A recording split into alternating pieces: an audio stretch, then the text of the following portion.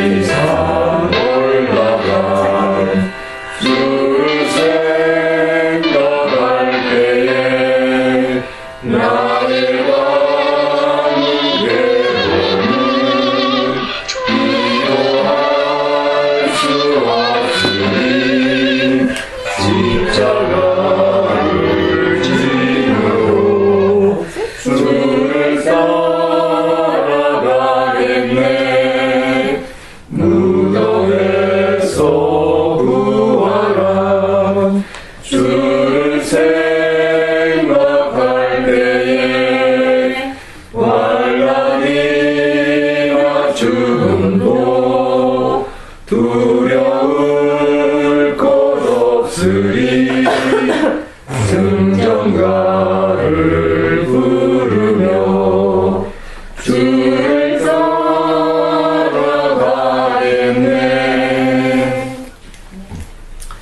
예, 뭐 곡은 너무나 잘 아시는 곡이죠? 어서오세요. 예, 어서오세요. 아니 저쪽. 예.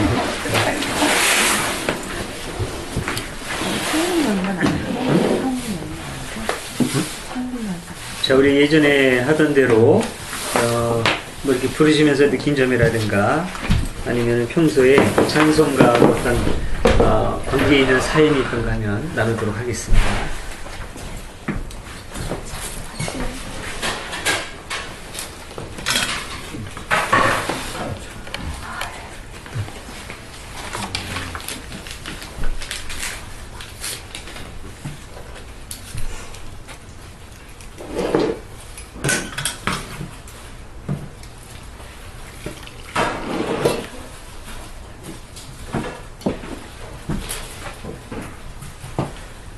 일단 가사적인 내용을 볼 때 여기서 1절에 보면은 나를 항상 버리고 주를 따라가겠네, 네. 그런 내용하고요. 그 다음에 4절에 보면은 둘째 절에 보면 환난이나 죽음도 두려울 것 없으랴, 이런 내용이 나오는데 네. 이게 사실 따라 부를 때는 여럿이 대중 속에서 부를 때는 그냥 의미 없이 부르고 하잖아요. 네. 근데 이게 뭐 고백이라는 이름으로 이걸 이게 넘기는데 실제로 과연 그럴 수 있을까 것인가를 따져볼 때 좀 자신이 없는 부분이라고 볼 수 있어요. 그러니까 전에도 얘기했지만 믿음 때문에 순교를 하라 그럴 때 과연 순교를 할 수 있을까? 그런 건 잘 자신이 없고, 이것도 그렇게 하고 싶지도 않아, 사실. 솔직히 그 신앙 때문에. 그런 부분이 좀 있습니다. 오늘 본문 내용이랑 아주 밀접한 찬송가네요. 그렇죠. 늘 본문하고 관계된 찬송을 주로 선택을 합니다. 지금까지는 겹친 부분이 별로 없었죠. 앞으로 이제 겹치는 부분도 또 많이 있을 수 있고, 특히 이제 순환에 대한 부분이 앞으로 많이 나올 거예요. 그리고 이제 순환 찬송가 제한되어 있으니까 좀 겹치는 부분이 많이 있지 않을까. 여기 있으면 아니 넘기고. 예.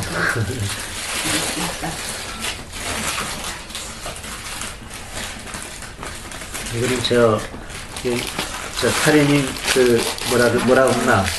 그런 게 어디 있어요? 예, 예. 그래서 타레빵이라고 되겠네. 타레빵. 라면은 내동이라면. 예, 더 느낀 점 계속 말씀해 보시죠. 저는 이 찬송가 보면서 진짜 예전에 많이 견뎠거든요. 어떤 네.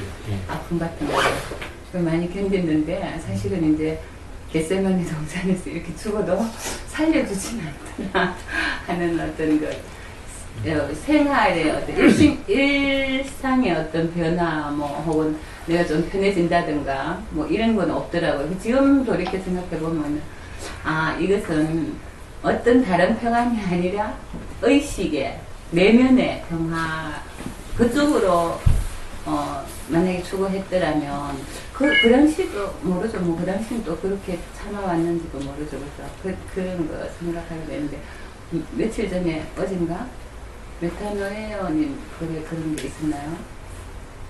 민주님이 올리셨나? 모르겠다. 하여튼 이런 내용 비슷한 글이 올라가 있었죠. 근데 그런 의식이 더 자유해지고 그런 평안이 아닐까. 예수님이 주신 평안은 그런 평안이 아닐까 이런 생각이 들더라고요. 죽음에 대해서 뭐랑 물론 예. 지금 그런 십자가에 죽는다는 거, 에고가 죽는다는 거 이런 식으로 네. 이야기하는 적이 있거든요. 그리고 겟세마네 동산의 어떤 의미신 죽음을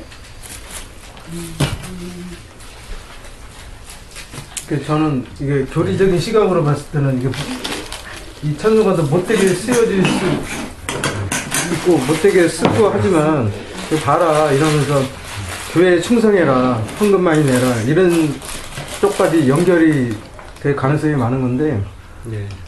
그런 시각을 벗어버리고 생각을 해보면 결국은 제자들이 예수 그리스도의 그 당시 그 사역에 동의하지 않아가지고 다 그를 버리고 도망가 버렸잖아요. 어떻게 보면 도망갔다기보다도 그 예수님의 그런 방식에 동의하지 않았기 때문에 도망간 게 아니라 이제 동의하지 않았기 때문에 그런 건데 그 당시 받았을 그 고통과 그 외로움 그게 엄청났을 거라는 생각이 좀 들어요. 예.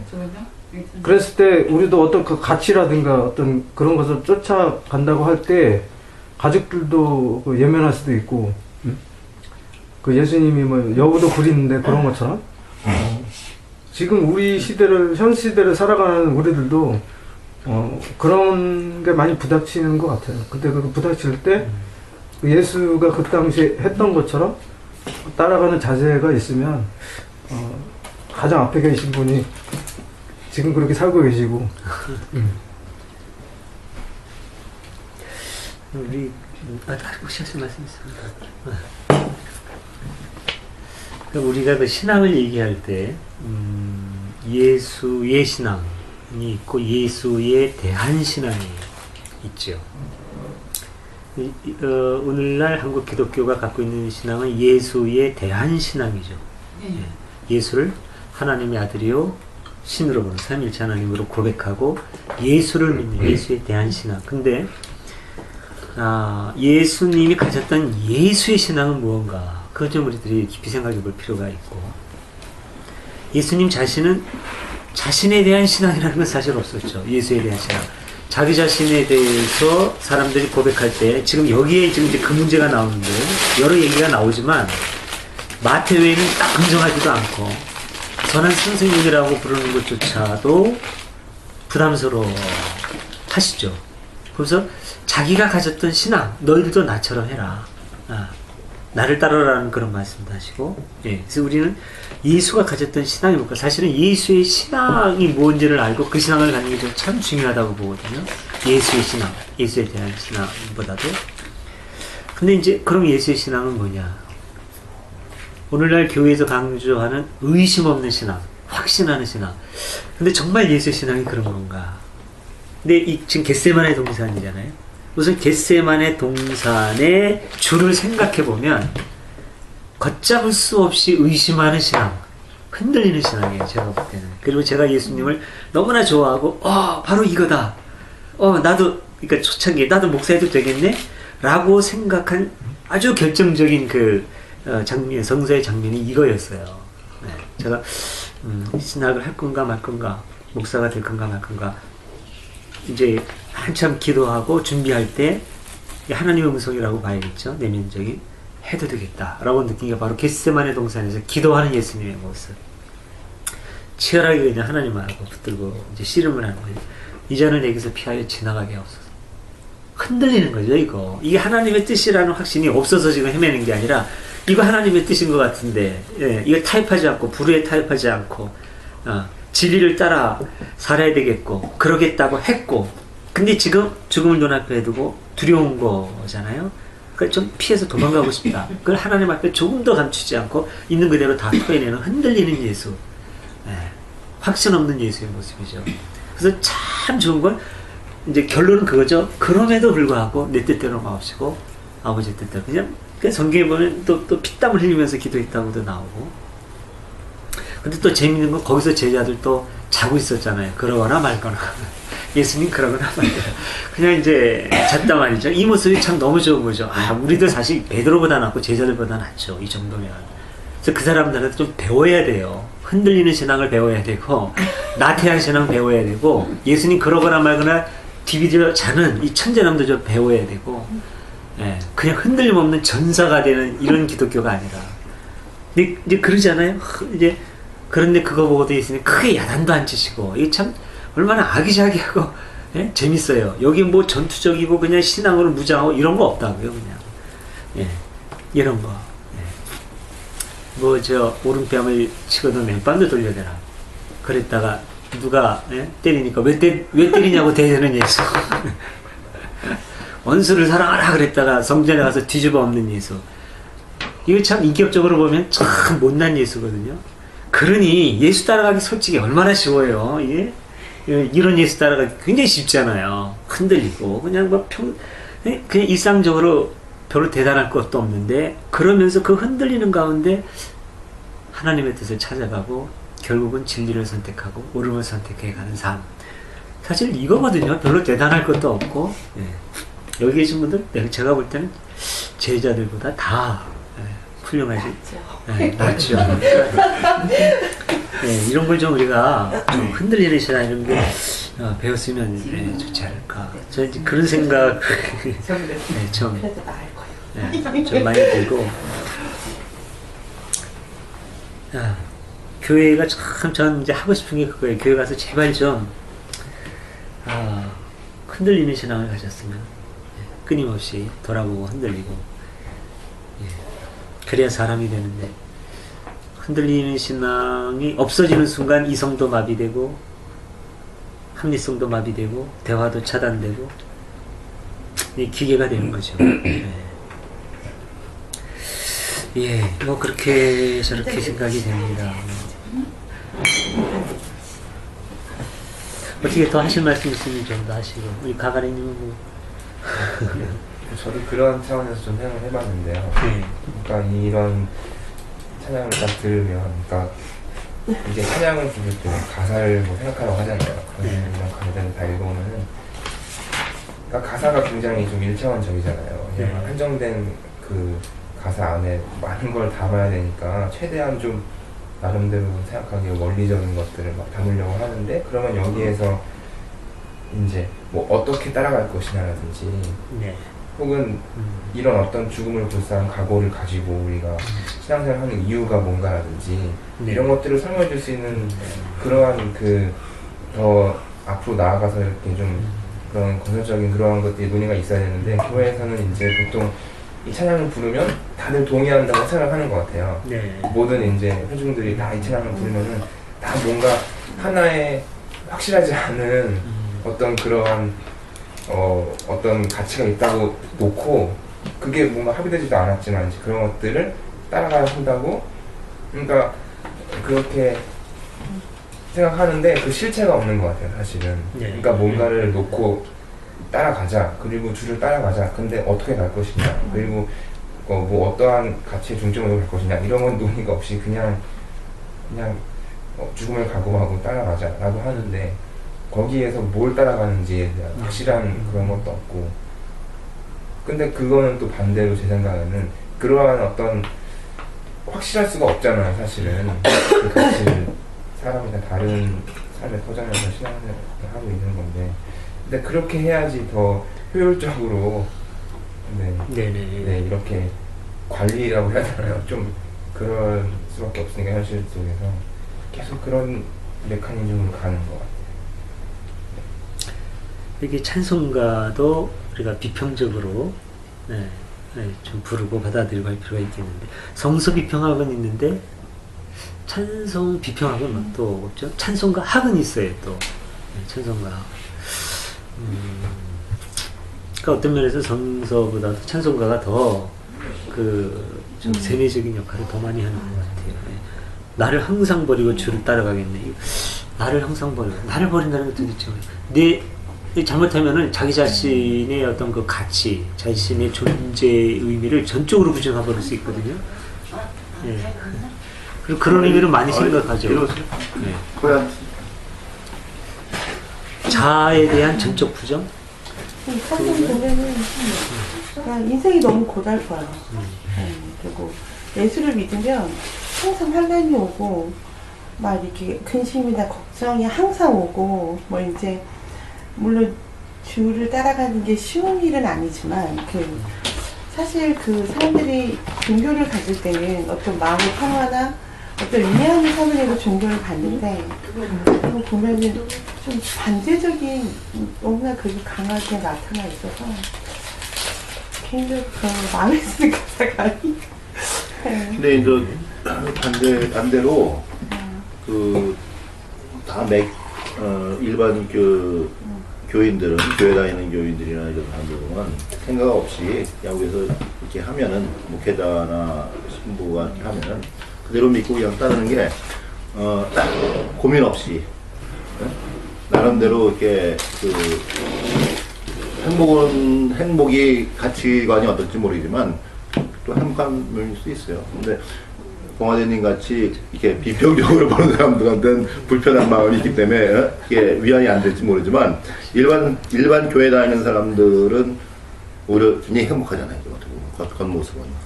이런 찬송을 부르면서 과연 행복할 수 있을까요? 응? 이런 찬송 그냥 생각 없이 그냥 곡조로 부르는 거야. 행복하게 즐겁게. 이제 두 면이 있는 것 같아요. 정말 행복해 하는 분도 있고, 그리고 어쨌든 이제 믿음으로 모든 걸 다 맡긴다라고 했을 때 어떤 고민이나 이런 게 없어질 수도 있죠. 근데 그게 어떤 삶의 고통이나 고민을 줄 수 있는 요소가 없어지는 건 아니거든요. 그 요소는 남아있는데 느끼지 못한다고 했을 때 그게 뭐를 의미하는 거냐라고 생각해보면 가치와 비슷한 거죠. 그리고 또 하나는 고민이 없는 척 하는 경우도 또 많아요. 교회 나와서 믿음 있는 모습을 보여야 되니까. 그러니까 소송 있는데도 이제 얘기를 못하고 이제 이러는 경우가 또 이제 있고 어느 쪽이라 하더라도 바람직하진 않은 것 같아요. 그러니까 오히려 교회에서 문을 열어놓고 그럴 수 있다. 예수님도 흔들렸다.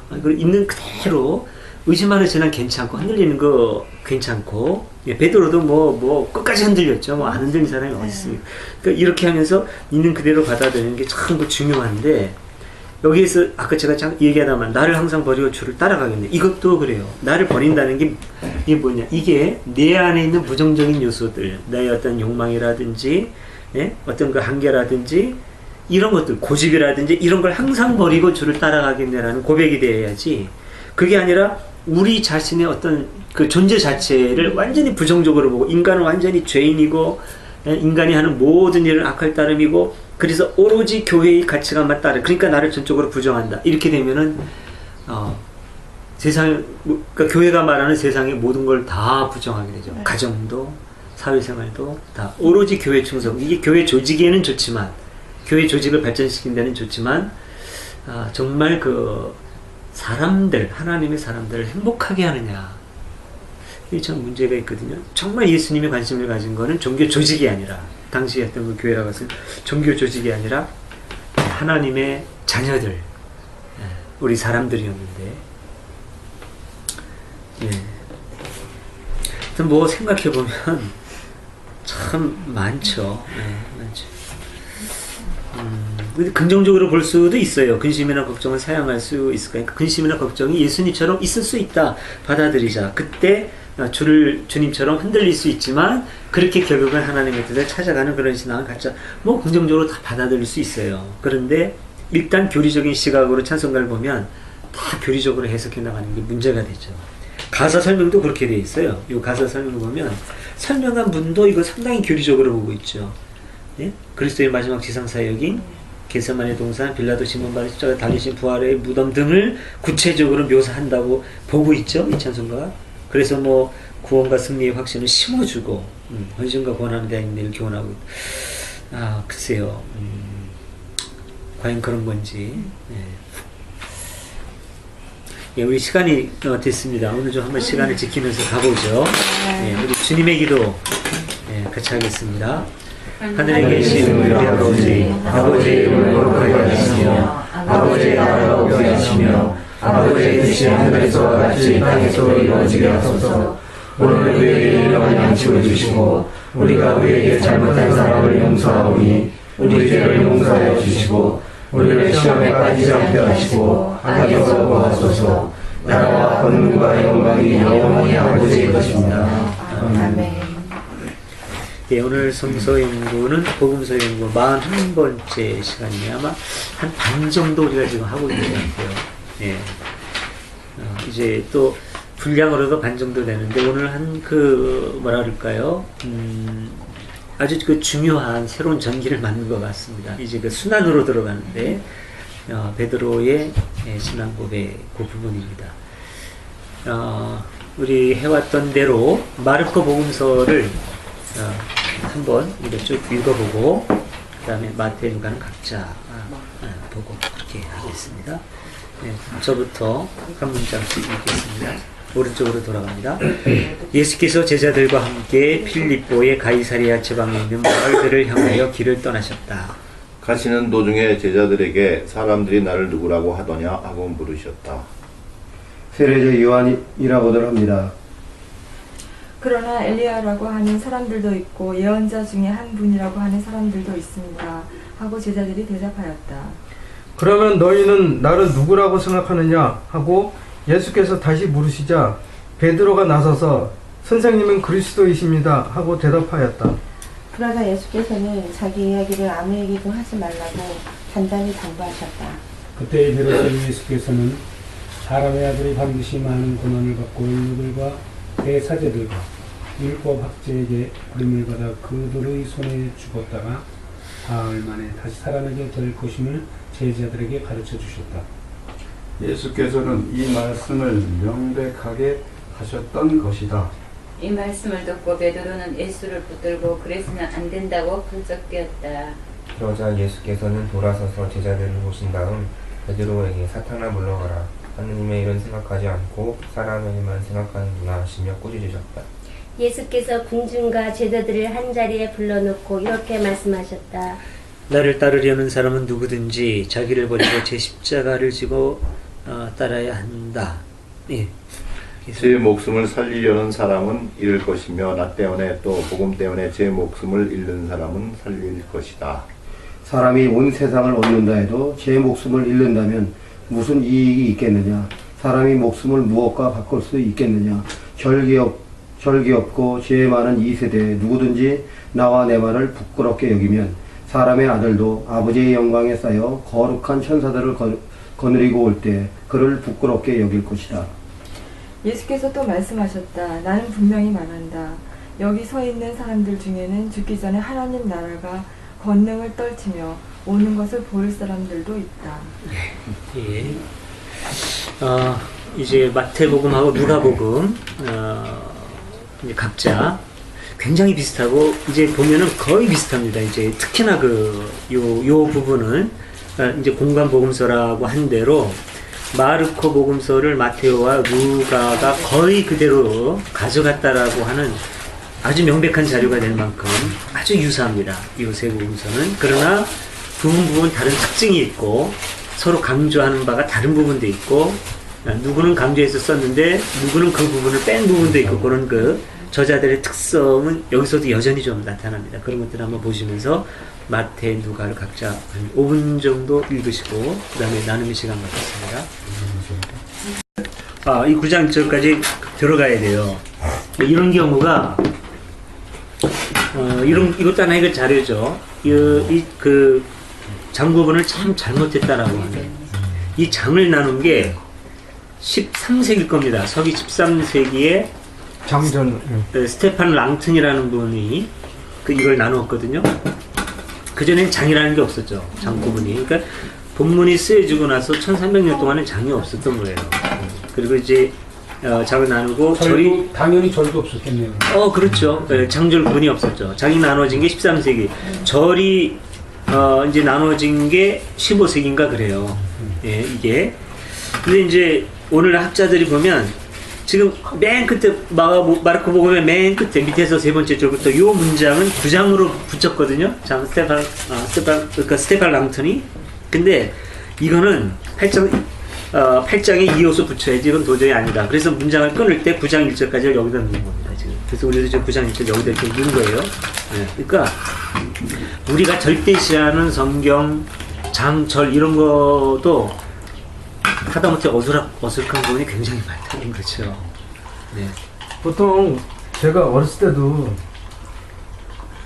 이런 걸 전혀 몰랐고 성경이 아예 처음부터 이렇게 된 건 줄 알고 있었거든요. 네, 아예 장절 다 나눠져서 그런 줄 알았죠. 네. 그러니까 뭐 1.1하고도 배경이 없는 일을 이렇게 설교 시간에 듣고 성경 부분 시간에 듣고 이렇게 세뇌가 되다 보니까 그렇게 된 것 같아요.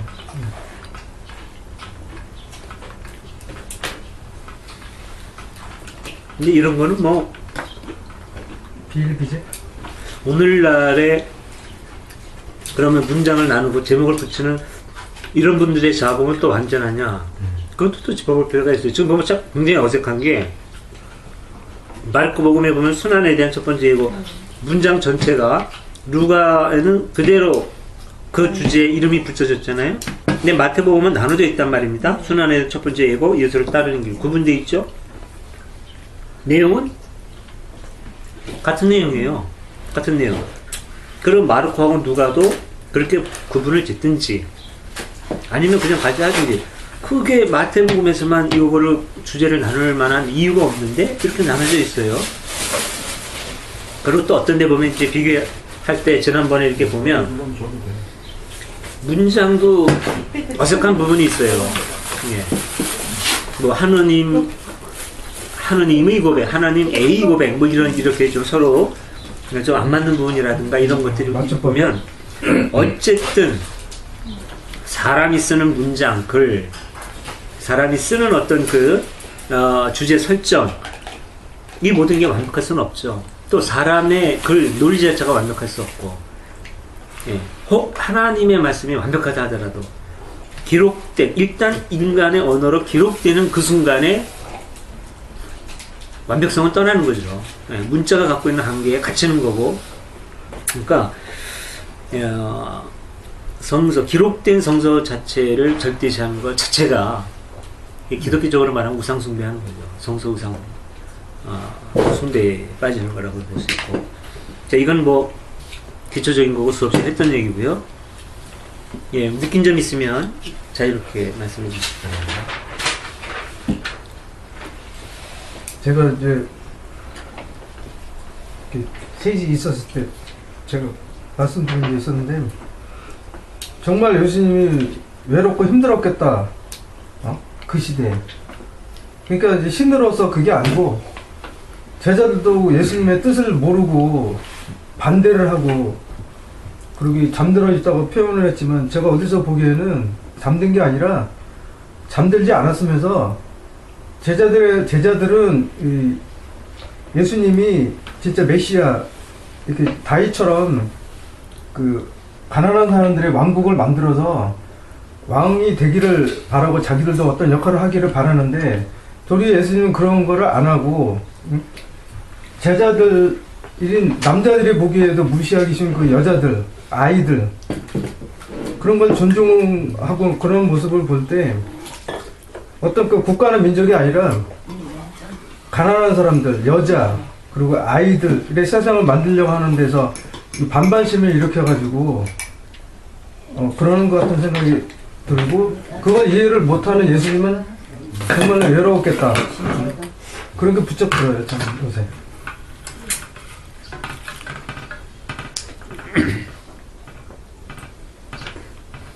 저하운동을 하는 사람으로서는 어찌 보면 너무나 좀 정치적인 안목이 없다 그럴까요? 성향이 그런 면이 좀 너무 약한 게 아닌가 그렇게도 볼 수 있겠고. 베드로한테 사탄아 물러가라 그러셨잖아요. 네. 그러니까 마테오나 마르코나 그 표현이 나오는데 교회에서는 그게 빠졌어요. 네, 그 이거 딱 읽으면서 네. 왜 이렇게 심하게 말씀을 하셨을까. 네, 네, 네. 약간 그 이렇게 말씀하신 거에 대해서 네. 너무 좀 나름 충격을 받았거든요. 네. 근데 루카에 가서 빠진 걸 보면 네, 네. 이 문장이 좀 네, 문제가 돼서 빠진 게 네, 아닌가. 네. 누가는 네. 마음에 안 들으니까 뺐겠죠. 네, 이거 보면 사실 이게 얼마나 중요한 부분인데 교회에서 봤을 때 굉장히 중요하거든요. 이런 그 예수님의 대속의 길을 막는 거는 이거는 사탄의 일이라는 강력한 그런 그 선거고 이 중요한 내용을 뺀 누가는 이렇게 보면은 교회적으로 보면은 굉장히 문제 있는 사람이라고 볼 수 있죠. 근데 문제는 또 이게 성서란 말입니다. 성서. 그러니까 감히 성서를 쓴 누가에 대해서 말을 못하는 거죠. 네, 아마 저 봉화되는 누가 이런 데서 저질렀다면 그냥 이건 뭐 그럴 텐데. 네.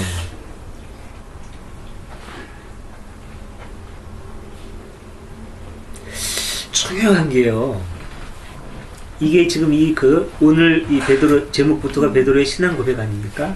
네. 베드로의 신앙 고백으로 말미암아서 이 사건이 전개되고 있는데 베드로가 도대체 뭐라고 고백을 했길래 이게 그렇게도 중요한 겁니다. 오늘날 이거 엄청나게 중요한 사건입니다. 네. 가톨릭의 토대예요, 이 베드로의 고백이 바로. 네. 특히 마태복음에 주로 나오는 거잖아요. 네. 그렇죠. 마태복음에 나와 있는 그걸 토대로 해서 천국의 열쇠. 천국의 열쇠를 주거든요. 지금 베드로한테 엄청 중요한 거죠. 그래서 지금 베드로는 가톨릭에 의하면 어떻게 됩니까? 베드로가 가톨릭에서 어떤 위치인가요? 초대교황. 초대교황이죠. 베드로가 초대교황이에요. 나중에 이제 한번 성지순례는 한번 가세요. 꼭. 네, 한번 가시고 하나님 한번 가보세요. 방학 때 방학 그 좋은 시간 뭐 하십니까? 한번 가보셔가지고 한번 가보세요. 그러니까 이런 테마 여행이 참 재밌죠. 성지순례 그래가지고 이스라엘서부터 사도행전 코스로 터키, 그리스, 로마 해서 로마에 한번 바티칸 성당이라든가 이런 데 한번 가보십시오. 역대 교황 사진이 다 붙어 있어요, 거기에. 맨 처음에 베드로가 있죠. 네. 초대 교황이요. 네, 천국의 열쇠를 준 거죠. 예수님이. 이건 전권이 있는 거고, 이거 이제 그럴까? 아무도 넘볼 수 없는 그런 권위인 거죠. 네. 바울과 베드로와의 주도권 싸움에서 결정적으로 베드로가 이제 갖게 되는 거예요. 바울이 아무리 똑똑하고 성세의 절반의 분량을 썼어도 이 말씀이 딱 있는 한 어쩔 수 없는 거예요. 첫째 베드로죠. 네, 그 다음에 바울이고 이제 이렇게 되는데, 근데 이 고백을요, 마태와 누가의 원본이라고 할 수 있는 마르코는 뭐라고 하는지 한번 보십시오. 여기서 베드로라고 고백한 게 요새 교리 기독교에서 얘기하는 그게 아니고 베드로가 고백한 거는 그 당시 사람들이 원했던 그 다윗 왕국 재현 왕으로서 기름 부은 자 그거잖아요. 네. 그거일 수도 있고 예. 이제 어쨌든 이 고백이 사실이라면, 근데 이제 베드로가 요대로 고백했다? 라고 받아들이기에는 마가복음의 서술이 너무 밋밋하죠. 약하다거나. 베드로가 정말 요렇게 고백했냐? 선생님은 그리스도십니다. 정말 예수님을 하나님의 아들로 보고 그리스도로 봤느냐? 하나님의 아들이 무엇을 의미하는지 베드로가 뚜렷이 알고 있었느냐? 이때 당시에 아직 지금 베드로는 뭐 앞으로 하는 짓을 보면은 기가 막힌 일들을 이제 하거든요. 앞으로 그렇게 그냥 예수님과는 쫙 정리되어 있다고 보기 어려워요. 근데 여기에서 보면 굉장히 기특한 고백을 하죠. 근데 어쨌든 마르코에는 뭐라고 되어 있느냐 말이죠. 거의 원본이라고 할 수 있는 마르코에는. 그래서 이 대조 연구가 중요합니다. 뭐라고 되어 있습니까? 선생님은 그리스도이십니다. 마태하고 좀 많이 다르죠. 선생님은 살아계신 하나님의 아들 그리스도이십니다. 우선 마태에는 더해지는 게 신성에 대한 고백, 그리고 살아계신 하느님, 그러면서 하나님에 대한 고백이 인격성에 대한 고백과 더불어 섭리하시는 분, 그런 의미까지도 있어요. 살아계신 하느님의 아들, 인격화하신 분이요 살아계신 분이기 때문에 우리의 삶에 관여하시고 역사하실 수 있는 분이라는 그런 의미가 들어가 있는데, 예수님은 바로 그분의 아들. 엄청난 고백이 지금 들어가 있는 겁니다. 마르코보다는 엄청 더 깊은 고백이 되는 거죠. 예, 만약에 마태가 먼저고 마가가 나중에 썼다고 하면은 마르코가 좀 마태의 경지에 못 들어갔겠네? 라고 볼 수도 있겠는데, 그러니까 이렇게 보면 이거는 베드로의 고백이라기보다는 사실은 마태의 고백일 가능성이 커지는 거죠. 베드로가 아닌 마태의 고백이. 누가에는 뭐라고 되어 있습니까? 하느님께서 보내신 그리스도이십니다. 그러니까 이것도 뭐가 다른가요? 마태처럼 살아계신 하나님의 아들입니다, 주님은 그리스도신데, 이게 아니라 하나님께서 보내신. 이거 좀 이상하지 않아요? 혈육 관계가 아니에요. 그리스도면은 하나님이 보내시는 거 아닌가요? 그러니까 누가는 지금 마르코의 고백에서 뭐 하나를 더 염두에 두고 있느냐면은 다른 예언자와 뭐 동일시하는 비슷합니다. 그 앞에 보면 이제 그런 게 나오지 않습니까? 사람들이 누구라고 하느냐, 그러니까 어떤 사람은 세례 요한이라고 그러고 엘리야라고 그러고 예언자 중에 한 분이라고 합니다. 이런 사람들이 전부 다 그리스도일 수 있는 거죠. 예. 그리스도, 기름 부음을 받은 자라는 뜻이지 않습니까? 메시아. 옛날에 왕한테 기름을 부었고, 예, 선지자 기름 부었고, 제사장 기름 부었고, 다 그리스도란 말입니다. 예, 기름 부음 받은 자예요.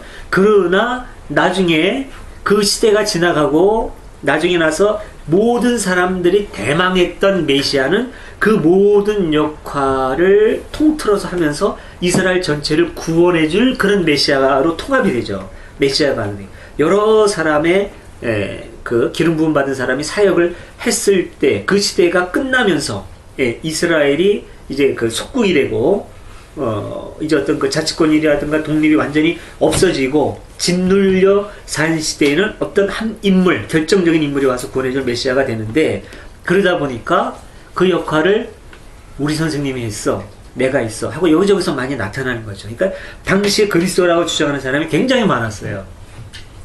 그러니까 마르코에는 이것저것 없이 이렇게 볼 수 있는 겁니다. 선생님은 그리스도이십니다. 이런저런 어떤 생각 없이 제자들이 그냥 우리 선생님은 그리스도다, 하나님이 보내신 분이고, 예, 하나님이 보내신 우리들의 그리스도. 예. 다른 관계는 잘 몰라요. 근데 루가는 뭐를 보느냐 하면은 거기서 이 정황을 쭉 더 보는 거죠. 그런 다른 사람들도 그리스도 많이 찾던데, 다른 사람들도 자기들의 그리스도가 있던데, 우리 선생님도 그냥 그리스도야? 아닐 거야. 쟤네들이 말하는 그리스도, 아무래도 하나님이 보내신 그리스도 같지 않아. 예. 우리 주님이 하나님께서 보내신 그리스도일 거야. 이게 누가의 고백일 수 있는 거죠. 저도 단정 짓지 않겠습니다. 예, 오늘은 최대한 제가 단정 짓는 표현을 자제할게요. 예. 하나님께서 보내신 그리스도이십니다. 이거는 마르코보다 한 단계 더 다른 그리스도와 구분을 지려고 하는 어떤 누가의 시각이 들어갈 수 있는 거고, 마테오는 굉장히 어떤 신학적인 그런 면들이 많이 들어가는 거죠. 예. 시기적으로 마태가 더 후대는 아니죠. 예. 그런데 어쨌든 마태 공동체는 어디보다도 재빠르게 신학화 작업이 이루어지고 있는 공동체라고 하는 거 볼 수가 있는 거죠. 예. 마태오는 거기에 비해서 누가는 어떤 신학적인 작업보다는 여전히 예수님과 더불어서 뭐랄까 즐기는 어떤 삶의 공동체, 어떤 문학성도 많이 나와 있고 뭐 탕자유라든가 따뜻한 게 참 많죠. 그러니까 요즘에는 점점 누가 전에도 좀 그랬지만 제가 이제 누가 쪽으로 많이 넘어가는 느낌이 좀 들어가요. 예, 어떤 원론적인 의미에서는 마르코의 애정이 있는데 전체적인 신앙이나 이쪽은 누가 쪽으로 좀 제가 좀 많이 애정이 가기도 하고 좀 그런 느낌인데 좀 그런 부분이 좀 있어요. 예. 예. 그런 고백이 지금 이제 전반부에 있는 거죠. 그래서 열쇠를 주신 거예요? 네? 마태복음. 네. 근데 이제 여기서 중요한 거는 열쇠 얘기는 마르코 누가에 다 없죠. 네, 여기만 있어요. 네. 일단 원론으로 보면 마르코에 보면은 그런 얘기는 하나도 없죠. 예. 어느 누구에게 권위를 주고 어느 한 사람에게 전적으로 권한을 주는 거는 없죠. 예. 한번 마르코에서 제가 혹시 또 못 봤을지도 모르니까 베드로에게 특별히 뭐 주는 게 있나 한번 보시죠. 있습니까? 없는 것 같아요. 오로지 마태만. 그렇죠? 그럼 마태에 조금 의심의 눈초리를 보내는 것도 괜찮겠죠. 근데 마태 보면은 너무나 강하게 베드로의 위치가 드러나죠. 한번 그러면 이제 마태 다시 한번 베드로의 고백을 한번 가. 이거 굉장히 중요한 겁니다. 이거. 네, 이거 신학적으로 엄청 중요한 거예요. 오늘 하는 이 부분이. 자, 요거 들어가기 전에 조금 한번 배경에 대한 거 한번 해보죠. 예. 우리 지난주에는 이제 불교에 예측했고, 지난주에 바리새인과 사두개인에 대해서 우리가 이제 본문 연구를 했습니다. 핵심적인 내용은 그들의 누룩을 조심해라. 그거였죠. 누룩이라고 하는 것은 어떤 영향력. 예. 바리새인들과 사두개인들의 가르침, 그들의 영향력이 너희의 가치관을 흔들지 않도록 조심해라. 이제 그런 의미가 되겠죠. 예. 그러면서 그때 당시 예수 공동체 사람들의 생각을 흔들 수 있는 다른 요소들, 예. 그런 것으로부터 공동체를 지키고 예수의 가르침에 집중하려고 하는 의도가 굉장히 큰 거죠. 예. 자, 그러면 이제 중요한 건 예수 공동체의 중심이 되는 겁니다. 예. 뭐 당연히 예수 공동체니까 예수가 중심이죠. 그런데 여기서는 이제 베드로가 이제 중요한 역할을 하죠. 예. 베드로가 등장을 하고 물어보니까 예수님이 먼저 물어보죠. 사람의 아들을 누구라고 하냐. 사람의 아들 지난번에 한번 한 적이 있었죠. 인자, 맨 오브 가. 아니, 맨 오브, 선 오브 맨. 선 오브 맨. 사람의 아들. 글자 그대로 사람의 아들이죠. 참 재밌는 거는 이제 옛날 성경에 인자라고 되어 있거든요. 한자하고 풀면은 사람의 아들이잖아요. 네? Son of Man. 이거를 제가 다닐 때 정신대 박창원 교수님이라고 아세요? 예, 지금 이제 은퇴했는데 그분이 이제 기리성 선생님이 이모부죠. 그분이 신학교에서 사람의 아들 어리라고 쓰고 가르쳤다가 누가 찔렀습니다. 인자를 감히 사람의 아들이라고 하더라. 그래서 청에 불려가가지고 난리가 난 적이 있습니다. 인자 그대로 사람의 아들이죠. 근데 이게 도대체 왜 이런 특별한 위치가 됐나? 근데 사실 사람의 아들이라고 하면 별일 없다는 뜻으로 쓰는 거잖아요. 신의 아들이 아니라 사람의 아들. 그렇죠. 그러니까 구약에 보면 사람의 아들이라는 말이 굉장히 많이 나와요. 특히 에스겔에 보면은 인자야. 네? 그러면서 너는 사람의 아들, 너는 별 볼 일 없다는 얘기 계속 합니다. 그럼 너도 인정하고 나도 하는 거다. 에스겔 너 지금 완전히 좌절하고 있는데 너 아무것도 아니고 네 민족 아무것도 알아. 인자야. 넌 사람의 아들일 뿐이야. 그런데 내가 있잖아. 인자야. 너는 별 볼 일 없다. 그러나 거기에 머물지 마라. 나를 봐라. 이 얘기거든요. 별 볼 일 없는 거예요. 예수님도 인자예요. 사실은. 별 볼 일 없는 우리가 똑같은 사람입니다. 근데 이제 이런 인자간이 왜 특별한 그 하나님의 권능을 가진 특별한 사람으로 되느냐면 일단은 에스겔서에 이렇게 들어가 있고 에스겔의 역할이 굉장히 크거든요.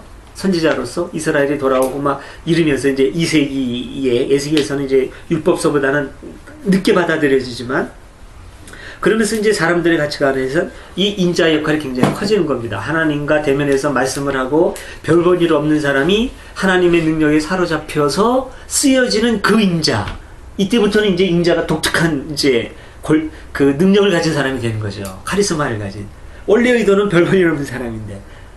그렇죠. 별 볼 일 없는 사람이 신적 능력을 받으면 카리스마를 가지면 대단해지는 것처럼 그렇게 됐습니다. 그래서 이제 인자관이 신약 시대에 들어오면 특별한 권능을 가진 하나님의 사람이 돼요. 근데 어쨌든 이렇게 해서 사람의 아들을 누구라고 하느냐. 이건 이제 그런 고백일 수도 있겠죠. 나는 사람의 아들일 수 있다. 나도 너희들하고 똑같을 수 있다. 그러나 내가 지금 하나님의 뜻을 깨달은 것을 너에게 가르쳐 주려고 하고 있고 하나님의 뜻을 깨달은 인자는 그 다음부터는 보통 사람이 아니다. 이런 얘기일 수가 있는 거죠. 이런 의도를 이제 물어봅니다. 그럼 이제 사람들이 세리자, 요한, 엘리야, 뭐 예언자 중에 한번 쭉쭉쭉 얘기하죠. 그 다음에 선생님은 살아계신 하느님의 아들 그리스도이십니다. 이제 중요한 이제 고백이죠. 근데 더 중요한 건 이제 그거죠. 예수님이 하시는 말씀이 시몬 바르 요나. 시몬 바르 요나. 시몬은 원래 이름이죠. 바르 요나. 요나. 바는 아들이고 요나는 사람인데 아버지가 요나였나 보죠? 네.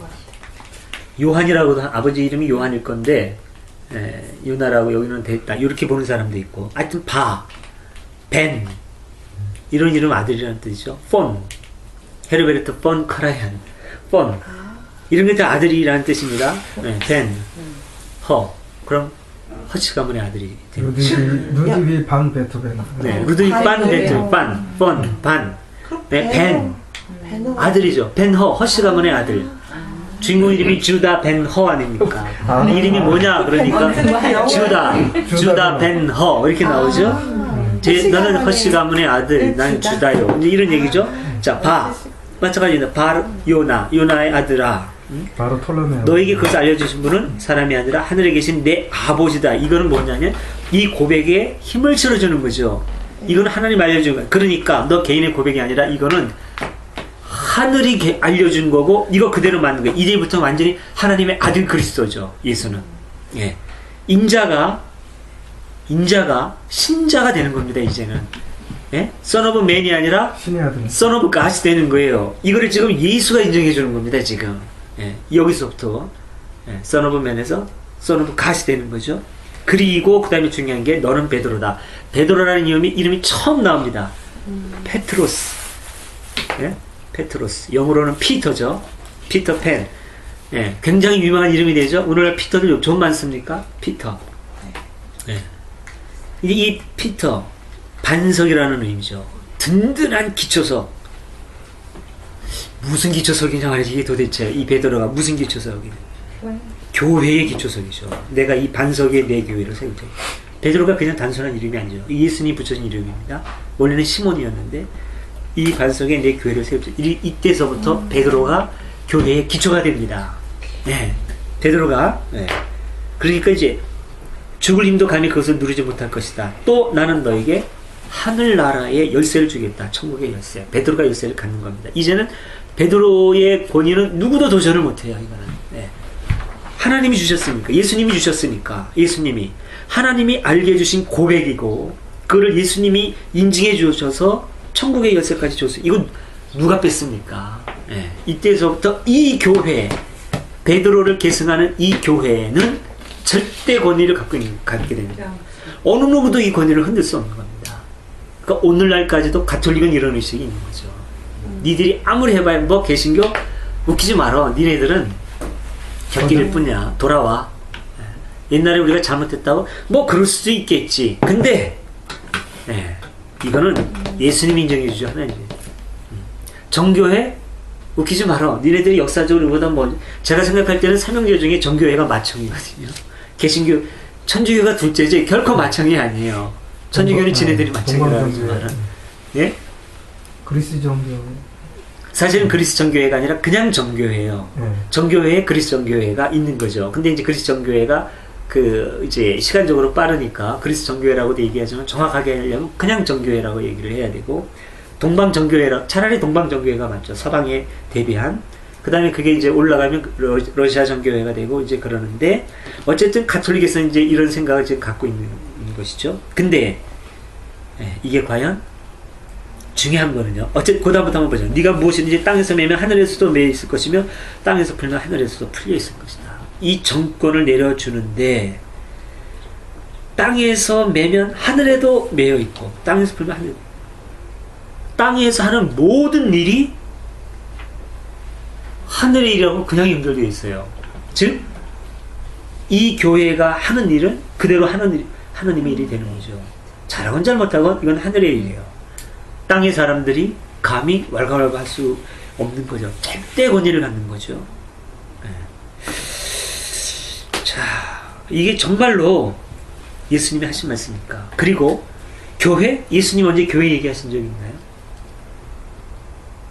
복음서에서 한번 교회라는 말 찾아보세요. 별로 없어요. 예수님이 죽기 전까지도 내 이 소중한 교회를 위해서 주님이 그 소중한 교회를 지켜주십시오. 예수님이 언제 그렇게 교회 얘기했나요?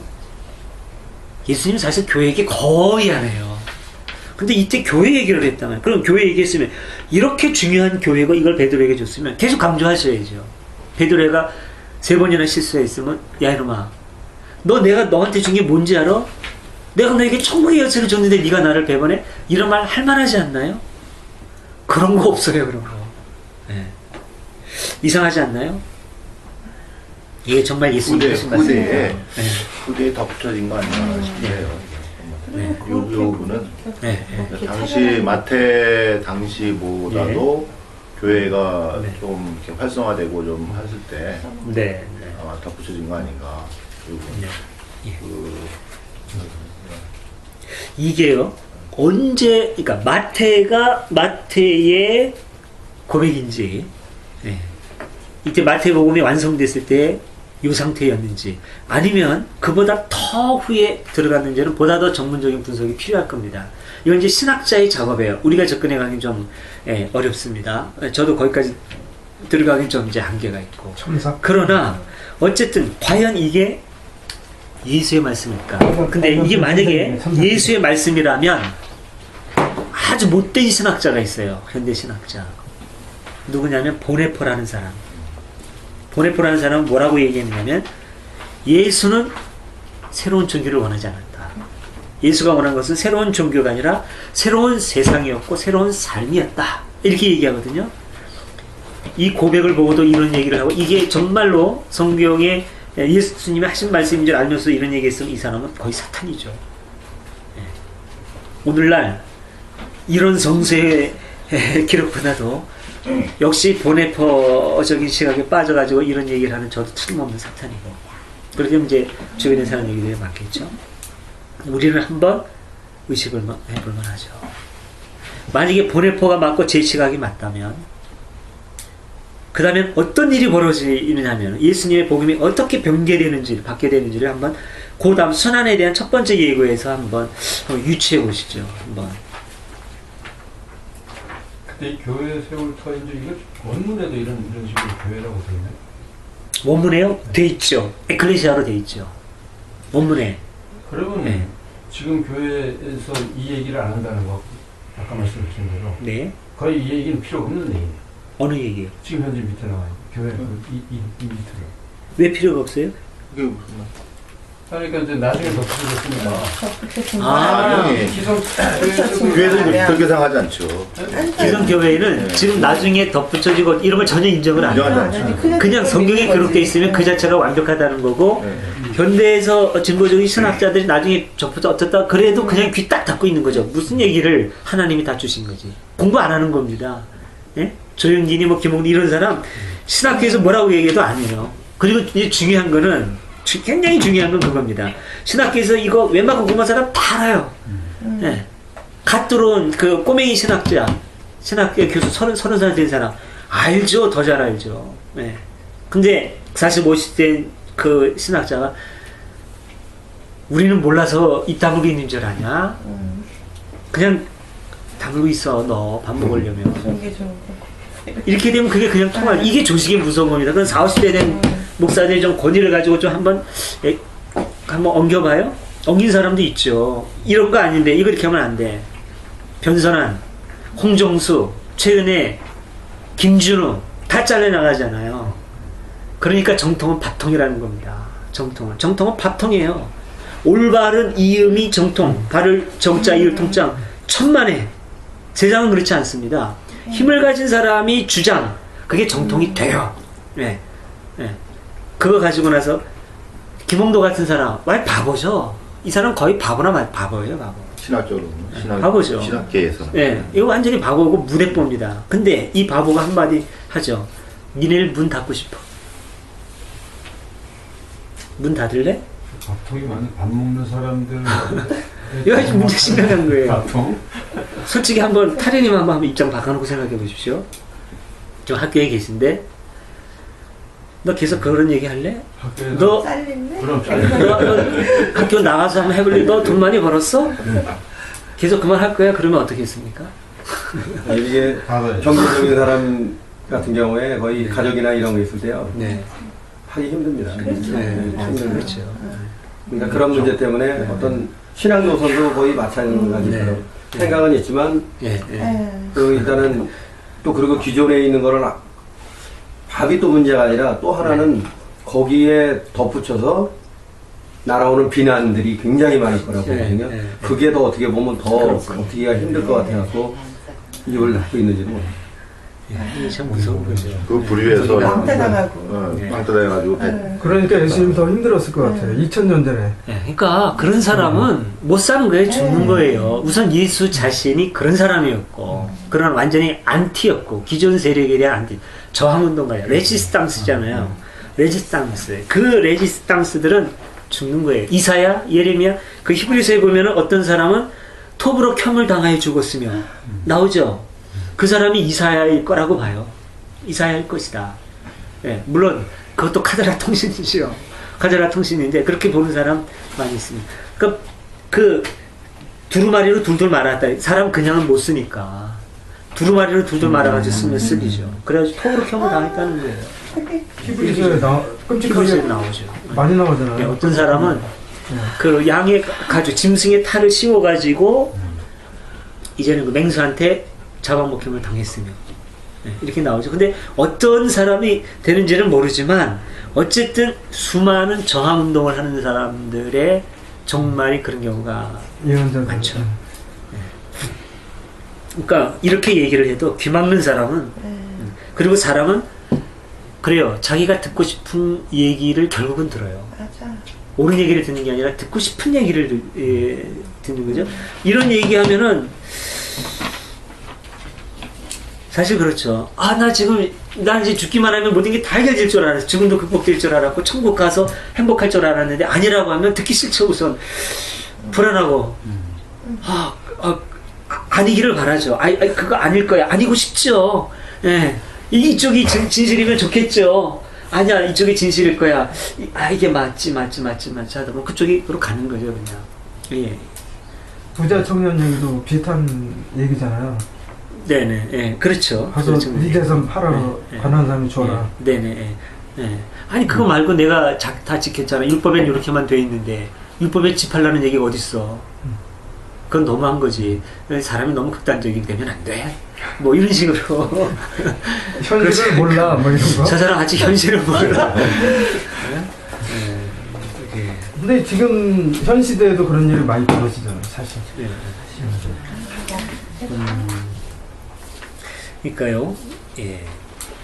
근데 교회에서는 지금 이 말씀을 요 기준을 갖고 어떤 베드로 자체를 말하는 것이 아니고 그냥 고백 언어, 키워드다 이렇게 이야기하잖아요. 그러니까 그렇게 둥글려가지고 우리가 그를 아멘 하도록 만드는 거죠. 그럼 뭐 로마 가톨릭에서는 그냥 우리가 바로 우리가 바로 전통을 이어가고 있다 이렇게 신의 중개인. 그러니까 자 여기에 보면은요 그 얘기 좀 아주 잘 꺼내셨습니다. 이것도 우리가 좀 알아야 될 부분이에요. 자, 여기 본문에 의하면 베드로에게 너는 베드로다 하면서 한 내용을 딱 주죠. 이거는 가톨릭 교회의 정통성을 인정하는 겁니다. 이거는 가톨릭이 굉장히 중요한 자료예요. 아주 결정적인 자료입니다. 근데 개신교가 뭐라고 반박을 하느냐면 개신교의 주요 논리는 그겁니다.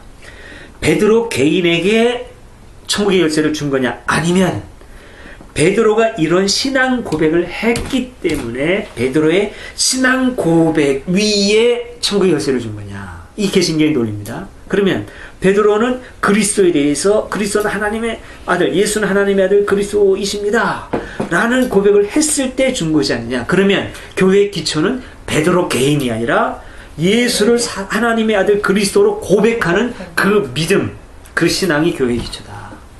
그러니까 가톨릭이 무슨 정권을 갖고 있는 것이 아니라 가톨릭도 그 고백이 흔들리면 적자가 아니다. 떨어져 나가는 거고, 이 든든한 고백을 갖고 있는 교회가 적자다. 그러면 개신교가 적자라는 논리가 가능해지는 겁니다. 이건 개신교가 개발한 논리예요, 이게. 자, 근데 중요한 건 정말 그거냐. 이렇게 어쨌든 간에 예수님이 자기 자신을 그 사람의 아들에서 하나님의 아들로 고백되기를 원했고, 그리고 베드로 개인이건 그런 고백을 하는 사람이건 그런 사람에게만 천국의 열쇠를 주셨고 그 공동체에게 전권을 주셨겠느냐 이거죠. 어쨌든 간에 그 고백이 맞다면, 개신교든 가톨릭은 어떻게든 해석이 맞다면 어쨌든 간에 예수를 하나님의 아들로 구세주로 고백하는 그 공동체만 전권을 갖는 거예요.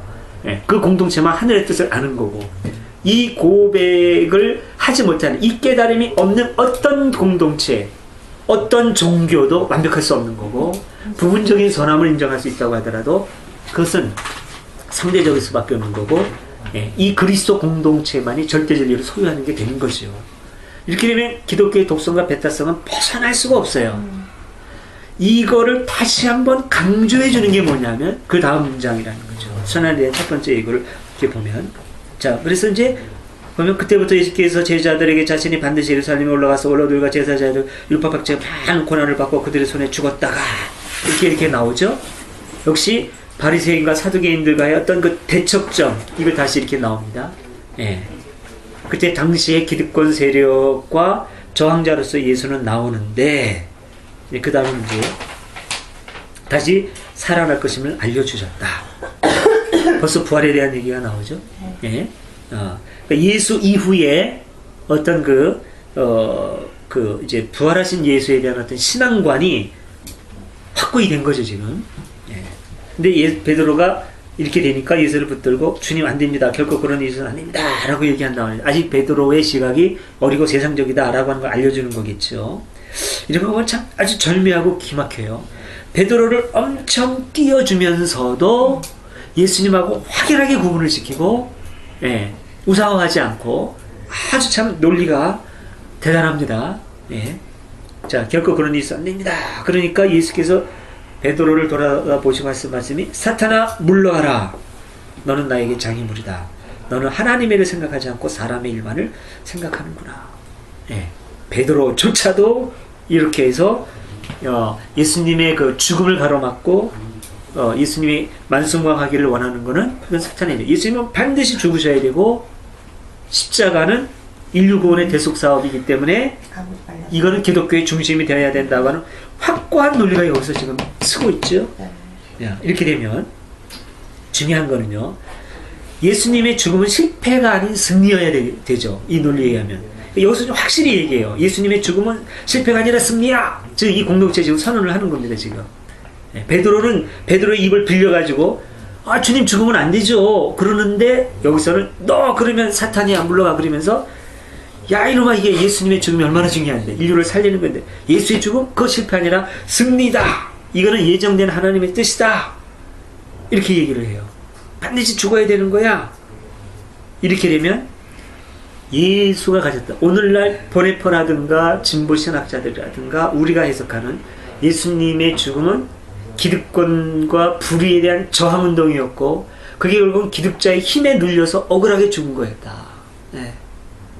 그러나 그게 다시 그 정신이 살아났듯이 오늘날 진짜가 벌떡 일어나는 그런 엉뚱한 신앙 갖지 말고 무조건 예수 뭐 믿으면 날 구원해준 이런 아주 비현실적이고 도피적인 신앙이 아니라 예수처럼 예수님의 신앙을 따라 우리도 예수의 믿음을 가지고 굴복하지 않고 불의와 압제에 저항하는 생생한 믿음을 갖자라고 하는 이런 저항 정신을 가진 이런 현세적인 신앙은 살 자리가 없어지는 거예요. 이렇게 되면 이건 믿음이 아닌 거죠. 이거는 세상적인 거고 그냥 시민운동이지 이건 기독교하고 상관없는 게 돼버리는 거죠. 예. 이렇게 되면 이 교리 이게 지금 마태에서 형성이 되는 거예요. 마가가 그렇게 강조해갖고 누가에서 또 더 많이 강조되었던 사회개혁으로서의 어떤 예수운동이나 이런 거는 여기에서는 지금 완전히 지금 묻히게 되는 거예요. 강력한 종교, 교리화된 종교의 논리가 여기 나오는 겁니다. 근데 문제는 요게 마르코에서라고 예외냐? 그렇지는 않죠. 마르코도 사탄에 물러가라는 똑같이 나와요. 네, 사탄에 물러가라. 이렇게. 그러니까 이게 언제부터 이런 교회 논리가 개발되었느냐라고 하는 거는 상당히 깊은 어떤 그 연구를 필요로 할 겁니다.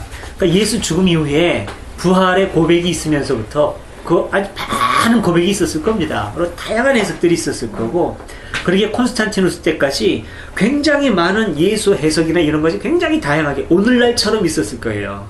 오늘날처럼. 그러다 콘스탄티누스에서 교리 기독교를 딱 정리되면서 묻혀지는 거죠. 제가 이걸 소설 콘스탄티누스 그대로 이렇게 썼죠. 오늘날에 우리 흔들리는 거 이런 거.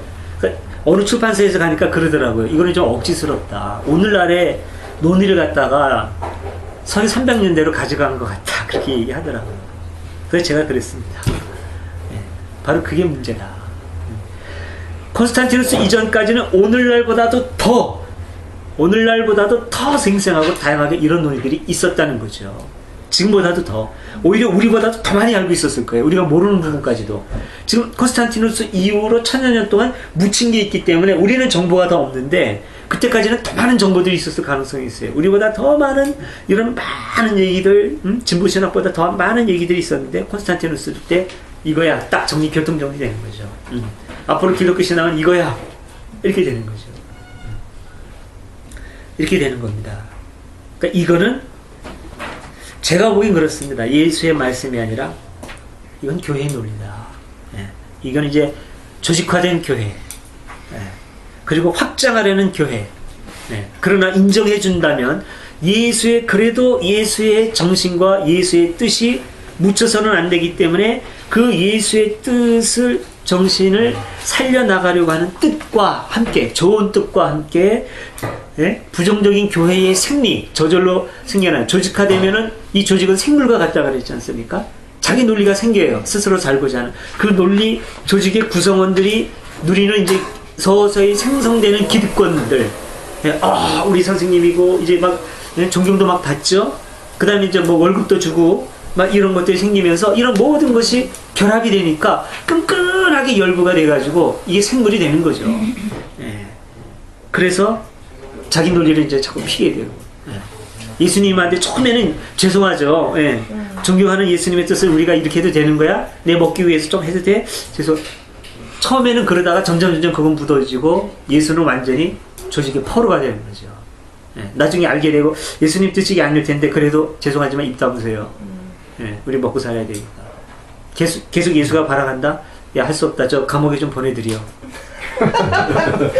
교회가 이런 짓을 할 수 있는 거거든요. 예, 조직이. 원래 교회뿐만 아니라 조직이 이런 짓을 하는 거거든요.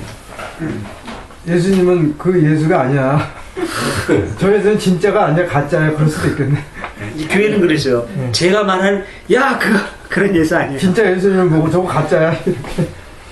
근데 결코 안 하는 말이 있어요. 그 중에. 뭔지 알아요?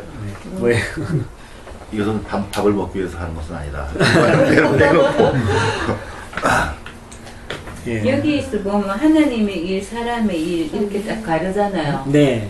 가르는 것이 저로서는 뭐 당연히 우리 애동이 보는 차원으로서는 당연히 어떤 교회 초대 교회 네. 어떤 그 확립하기 위해서 예를 들어 하나님의 일이라 그러면 교회의 일 이게 좀 더 연결이 되잖아요. 네. 그러니까 교회를 확립하기 위한 예, 교회 체제를 확립하기 위해서 이렇게 말할 당연히 말해야 네, 됩니다. 이게 사실 왜냐하면 사람의 일을 생각하는 거, 네. 사람의 행복을 생각하는 거는 네. 사탄인 거야. 예, 교회의 일, 하나님의 일을 생각하는 거는 이 바로 그것이 중요하고 사탄이 아닌 바로 하나님의 생각이다 이렇게 나오는 거죠. 예, 당연하죠.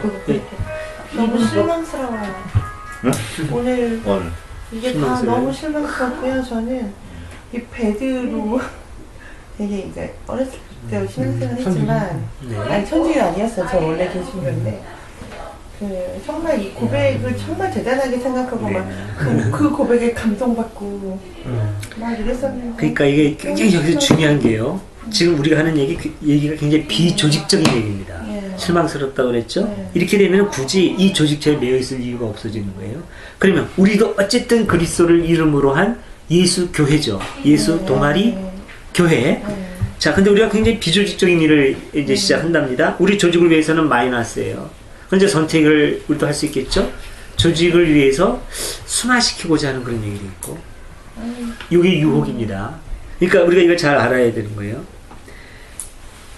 예동과 예수의 정신 중에서 선택을 해야 된다면 반드시 예동은 예수의 정신을 생각해야 됩니다. 공존할 수 없다. 그럼 예동이 죽어야 돼요. 네. 지금 여기에서 지금 동영상 보는 분들도 그렇습니다. 이렇게 되거나 이렇게 나가 앞으로도 계속 더 할 수도 있습니다. 여기서 나가면 아무것도 아니었잖아. 내가 예수의 정신만 가지고 되는 거지. 아유, 이 조직 떠나도 되겠네. 오케이, 떠나십시오. 떠나세요. 괜찮아요. 우리 조직 나중에 이렇게 해서 없어져도 괜찮은 겁니다. 중요한 건 진실이에요. 네. 진실이지 조직의 존립이 아니라는 거죠. 예동도 철저한 그런 수단이 돼야 되는 거예요. 그러니까 여기에서 제가 계속 이 일을 한 중요한 목적은 뭐냐면 진실을 알리는 거죠.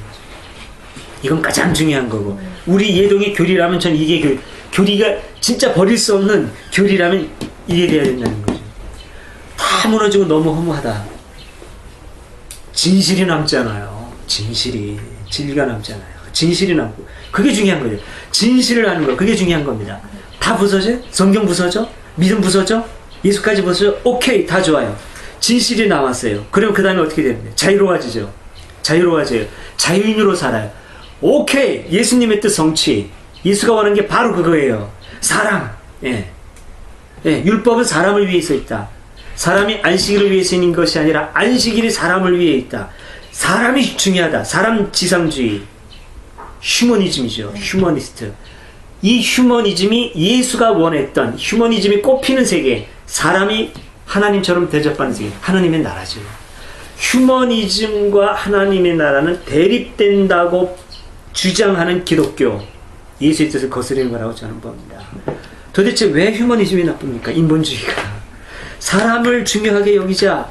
도대체 왜 나쁘고 이게 왜 기독교하고 적이 된다고 봅니까? 오히려 그런 식으로 분석한다면 사람이 중심, 자본주의야말로 사탄주의죠. 자본. 무슨 말이에요? 이 자본이라는 말이요. 이게 얼마나 무서운 말입니까? 인본주의의 반대가 자본주의예요. 경제적으로는 자본주의의 반대는 공산주의죠. 네. 사람이 자본주의, 민주주의 반대가 공산주의라고 생각하는 사람은 이게 개념이 없고, 자본주의, 그러니까 자본주의 하면은 사람이, 이거는 경제 개념이라고 생각해요. 그런데 경제 개념이기도 하지만 우리말 자본주의라고 하는 요 말 자체는 굉장히 우리가 인문학적으로 검토해보면 비인간적인 생각이고 휴머니즘하고 배치되는 개념이에요.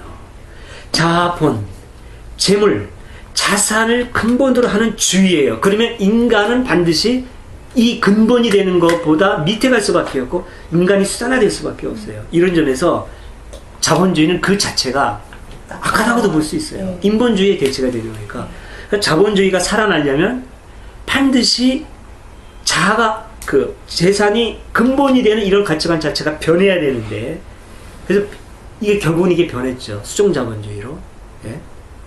그리고 이제 뭐라고 하죠? 이 수종자본주의가 변해가지고 삼인주의로 지금 요즘 많이 가지 않습니까? 저쪽으로 이렇게 하면 자본주의의 복지가 플러스된 수종자본주의의 성숙된 단계를 지금 사회민주주의라고 하는데 굉장히 이게 웃기는 얘기예요. 자본하고 그 다음에 사회민주 사람이 또 중심이 된다는 개념 자체가 웃기는 거죠. 이미 자본주의가 벗어난다고 이렇게 봐야 되는 거고 수정이라고 하는 말 자체도 웃기는 게 뭘 보고 수정한 건데요. 자본주의가 아주 극으로 가서 죽을 수밖에 없는 상태인 거를 보고 너희들 그러면 죽어 정신 차려. 그래서 그 말 맞네 하고 컨닝한 건 사실은 공산주의죠. 그러니까 자본주의한테 은혜를 베풀어서 자본주의를 살게 해준 게 사실은 공산주의인데 공산주의는 이제 좀 비현실적인 면도 있고 너무 순수하니까 결국 죽은 거죠. 현실에 의해서 죽은 거죠. 아니 공산주의하고요 사회주의가 헷갈려하는 사람들이 많아요. 차이가 뭐냐 이런 식으로. 근데 이제 또 그게 공산주의는 이제 경제 개념이고 사회주의는 이제 경제라기보다는 우리의 삶 전 영역에 대한 그런 건데 그런데 성격상 연결점이 많죠. 공산주의가 사회적으로 연결되는 점이 많죠. 그런 점에서는 반드시 그게 다르다고 좀 볼 수 없고 오히려 그 자본주의가 민주적이라고 하는 것 자체가 굉장한 저는 이제 모순이라고 봐요. 네. 오히려 사회주의나 공산주의가 훨씬 더 민주주의적인 체제라고 저는 보고 있고 뭐 제 견해입니다. 저도 이제 뭐 제가 보는 이제 한계도 있겠고 하겠지만은 어쨌든 이제 그렇습니다. 그러니까 뭐 다 사적이고 중요한 거는 아까 제가 얘기한 거는 이제 그겁니다. 결코 기독교 원본 복음의 원형 예수님의 가르침이죠. 결국은 그게 결코 휴머니즘하고 대치되지 않는다라고 하는 걸 저는 주장하고 싶은 거고 인본주의, 휴머니즘 예수님은 저는 휴머니스트였다고 봐요. 언젠가요 사람이 가장 중요하다 뭐 그런 얘기를 하니까 몇 번 참석하신 분이 그 너무 공허한 거 아니냐 저한테 그런 얘기를 하더라고요. 저는 제가 딸한테 아빠가 보면 이 세상에서 사람이 가장 중요하다 지난번에 몇 번 말씀드렸지만 정치고 종교고 뭐고 나발이고 그랬더니 뭐고 나발이고 다 사람의 이름이고 사람의 있으면 그거 없애줘야 된다. 그러니까 그분이 너무 공허한 거 아니냐. 네, 그분한테 제가 하고 싶은 논리가 취약한 거 아니냐. 그런 분한테 제가 하고 싶은 얘기가 있어요.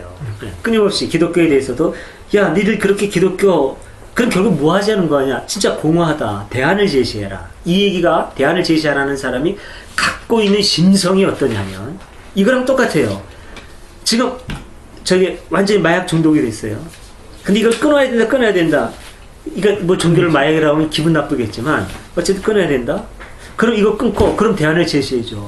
근데 이 사람이 생각하는 대안은 뭐냐면 마약처럼 몸에 해롭지 않으면서 마약이 주는 행복감은 그대로 주는 걸 원해요.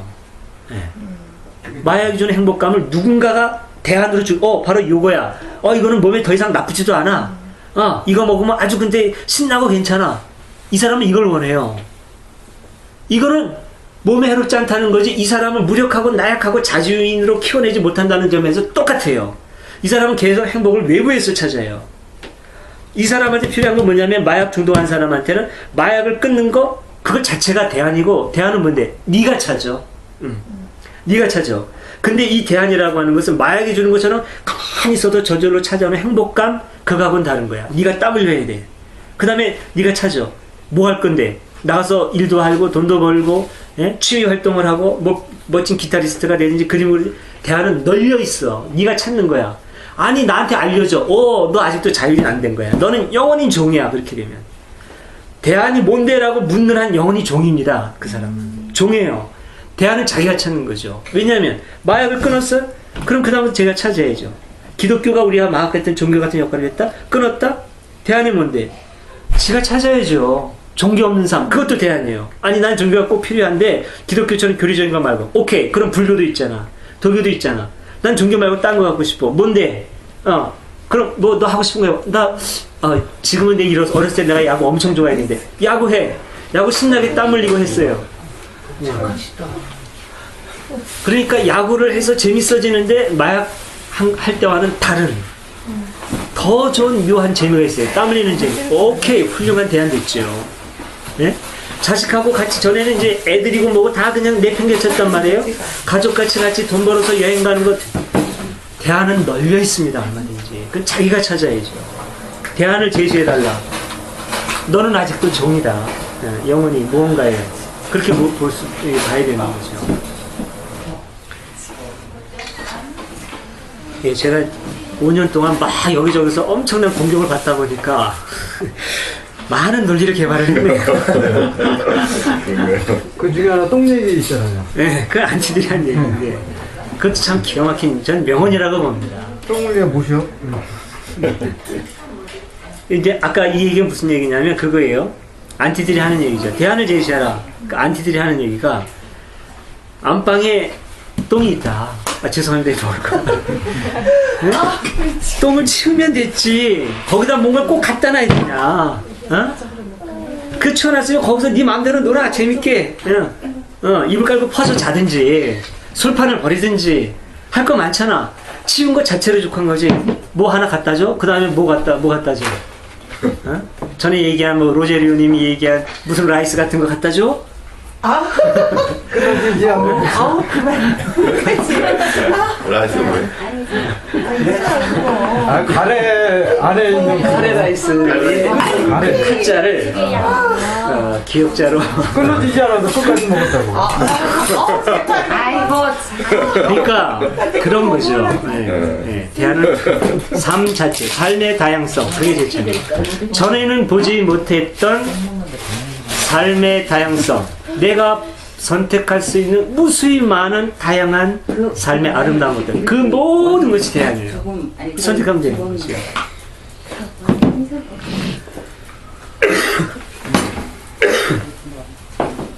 아까 참 아라님 한 얘기 말씀 중에요. 하나님의 일을 생각하지 않고 사람의 일만 생각하는구나. 근데 중요한 거는 베드로가 이 일을 제기했답니다. 말입니다. 결코 그런 일이 있어서는 안 됩니다. 근데 그런 얘기하면 사탄이야. 하나님 일을 하지 않고 사람 일만 생각하는 거야. 이런 식으로 윽박지르면은요, 더 이상 말 못하죠. 입 다물고 있으라는 얘기예요. 예수님 죽어야 돼. 죽은 건 하나님의 뜻이고 이거 예정된 수순이고 구원사의 완성이야. 이거 있으면 하는 건 사탄이에요. 그건 하나님이 아니라 사람이에요. 입 다물어. 더 이상 할 얘기 없는 거죠. 이 말씀 그대로 받아야 될 교회에서는 더 이상 논이 끝이 돼버리는 거죠. 이거 다른 시각이 또 있더라고요. 아까도 말씀드렸지만 예수 그리스도 신의 아들이 아니라 제자들은 예수님이 다윗 왕조처럼 현실 왕이 되기를 바랬는데 자기들이 바라는 쪽으로 안 가니까 실망을 해가지고 그렇게 하지 말라고. 그래서 이제 예수님이 봤을 때 유대 민족이 아니라 예수님이 바라본 거는 그 당시 천대받던 갈릴레아 사람, 그 당시 그리고 가장 천대받았던 그 여자들, 고아, 아이들 거기 주목했다는 거죠. 그러니까 제자들이 이제 실망했다는 거죠.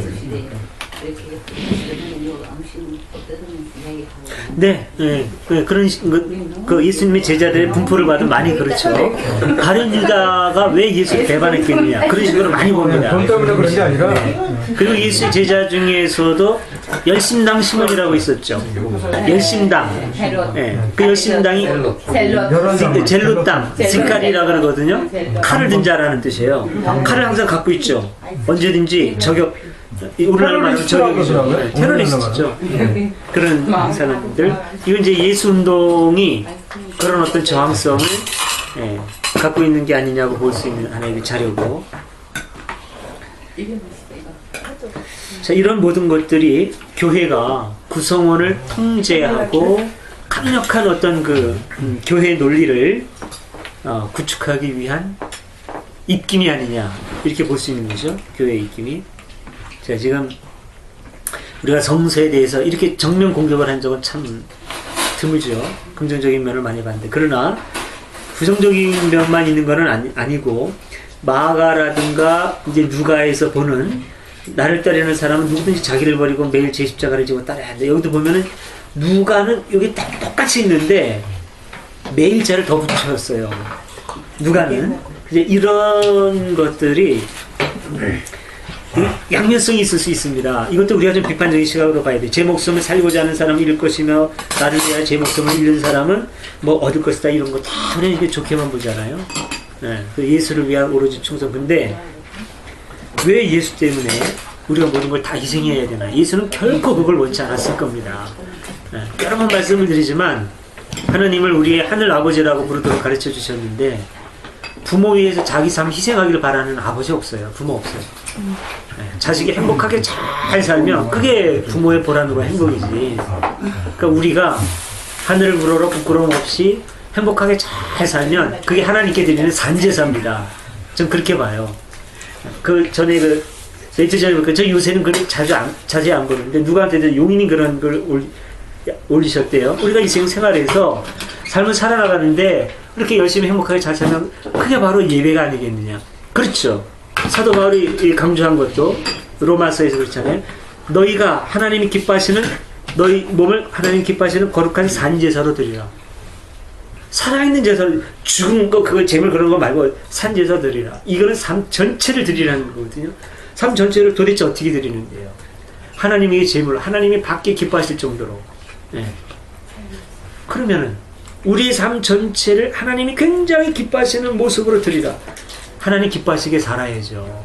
그러니까 이제 옛날에는 하나님이 무서운 하나님이고 말 안 들으면 그냥 죽이는 하나님으로 생각했을 때는 오로지 교회 나가고 그래야 됐는데 인식이 달라져서 자유로워진 상태에서 하나님에 대한 인식도 지평이 넓어지고 예수님처럼 예수의 신앙 우리가 갖자고 한 것처럼 그렇게 자유로운 가운데 하늘 우러러 부끄러워서 신나게 하나님을 아버지 삼아 산다? 그러면 아주 자유롭고 행복하게 신나고 재미있게 잘 살면 그거보다 더 하나님께 산제사로 드리는 거룩한 예배가 없는 거죠.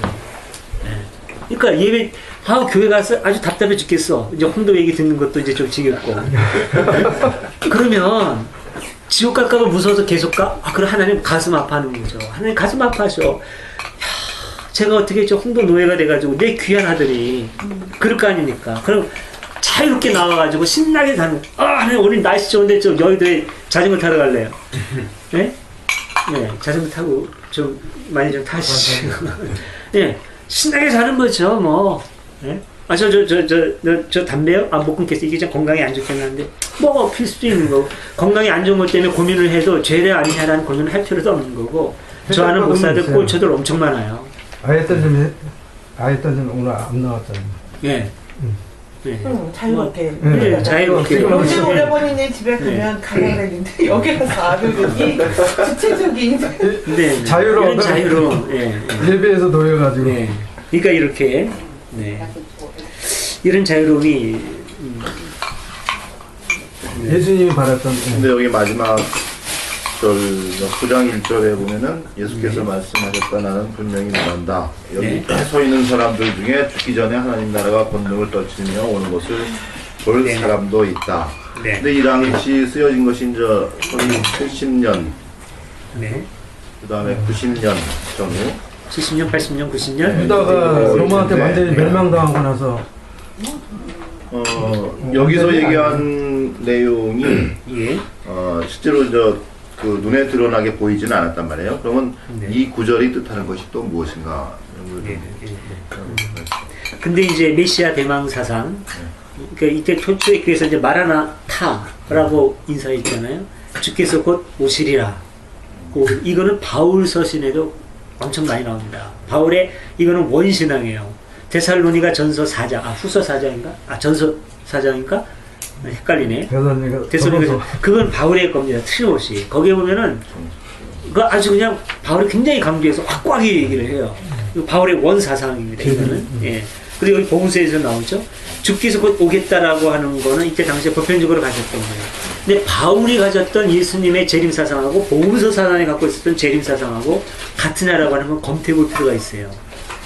바울이 갖고 있는 어떤 이제 부활론하고 복음서 기자가 갖고 있는 부활론은 다를 수 있고, 적어도 바울은 명확한 것이 우리 육체 그대로는 아닙니다. 바울은 그거는 분명해요. 육은 하나님의 나라를 유업으로 받을 수 없고, 그래서 신령한 몸이라야. 그러면서도 몸을 강조하거든요. 스피리추얼 바디, 사륵스가 아닙니다. 사도 바울에게 있어서는 스피리추얼 바디로 부활을 하는 거예요. 과거의 몸하고는 다른. 근데 복음서가 보는 그런 건 뭐냐? 어떤 우리가 갖고 있는 어떤 이런 것과 다른 그런 몸일 거라고 하는 그 어떤 그 뭐라 그럴까요? 그런 생각을 가졌을 것이라는 추측은 가능해요. 예, 문이 닫혔는데 예수님이 닫힌 문을 그냥 스르륵 뭐 들어온다든가 이런 식으로. 그러나 어쨌든 다시 예수님이 올 걸 볼 사람도 있겠다. 이거는 예수님이 그때 당시에 곧 다시 오실 것이다라고 하는 일반적인 신앙을 반영하는 거라고 볼 수 있겠죠. 예. 그리고 또 하나 다른 시각으로 보면 여기서 하나님 나라가 그렇게 돼 있죠. 예. 자, 마태복음에는요, 죽기 전에 사람의 아들이 자기 나라에 임금으로 오는 것을 이렇게 돼 있죠. 예, 마태복음에. 근데 마가복음에 뭐라고 돼 있냐면 하나님의 나라가.